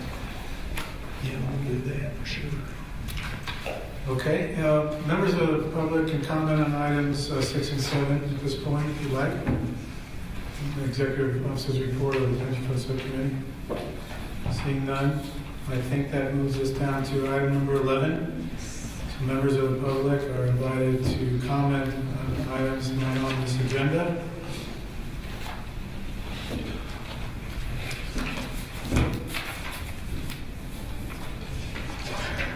I see Tom Taylor approaching the podium. Tom Taylor, Marine official, going into my 9th year with California.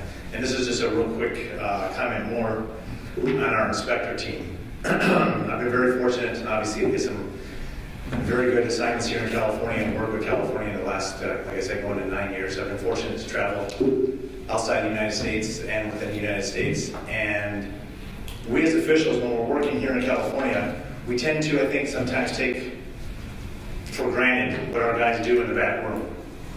And going out of state, going to different countries, you really take a look back and go, holy crap, these guys really make our job so much easier in that back room. And I guess my comment to you guys, and it starts with obviously Mark and his leadership and his training of his guys, but it's, you know, you see Mark, and then the next guy is Mark, but he just looks different because he might be taller, but he does the same thing, and it's a trickle-down effect. And, you know, for you new commissioners or commissioners who haven't been to events or maybe come to a case once in a while, you know, we're the face. Obviously, we're in the ring, we're on the TV, and blah, blah, blah. But you really got to get in that back room. Show up to the event a little bit earlier. Get in that back room and see what these guys do for us to make our job so much easier. From hand wraps to keeping guys organized, they get fires out on time, I mean, it's the list is endless, but it seems like it's easy because they make it easy because they got a great system. And I think it's, you know, obviously it starts with Andy and his leadership, but it goes right down to Mark and then his trickle-down effect to his guys and the way he trains them. And if you can, don't just show up for that main event, maybe show up, you know, on the undercards and take a look back in those locker rooms and see what these guys do, because their efforts back there really make our job a little easier. That's all I gotta say. Thanks. Flattery will get you everywhere. Yeah, it's not there. Well done. Thank you for speaking up. Tomorrow's Mark's birthday. That's right. There's tomorrow, Mark really is going to be turning the big 6-0. Birthday. And we want to being a public record. Congratulations to thank you for mentioning because I was going to. I think it just got webcast. Happy birthday to you, and I wish you many, many, many, many more. Commissioners, do you have any final comments? Next meeting, item 12 is scheduled for August 15. I don't think we've picked a location yet, have we? Well, sir, in preparation for it, we were talking about Los Angeles. We haven't picked a location, but we're trying to reserve the Reagan building just in case. You're feel free to move it, but it takes a long time in advance to get The downtown? Yeah. Why don't we look at some other hotels just like this? Hawaii. Yeah. Like Hawaii. 84 was it with where Granada is? Yeah, I'll certainly look at that, sir. Yeah, that would be great. This worked out pretty well, I hope everyone agrees. No. One final comment. Today, as you will note, the commission entertained 2 appeals, which we did not reverse. Decisions made by our officials. That should, I think, make a clear statement that, we believe we have the best officials. We know we do. We support them. And even if there are honest judgment calls, it's going to take a really good presentation, I think, to sway this commission. So for any future appeals, that should be duly noted. With that, thank you all, and this meeting is adjourned.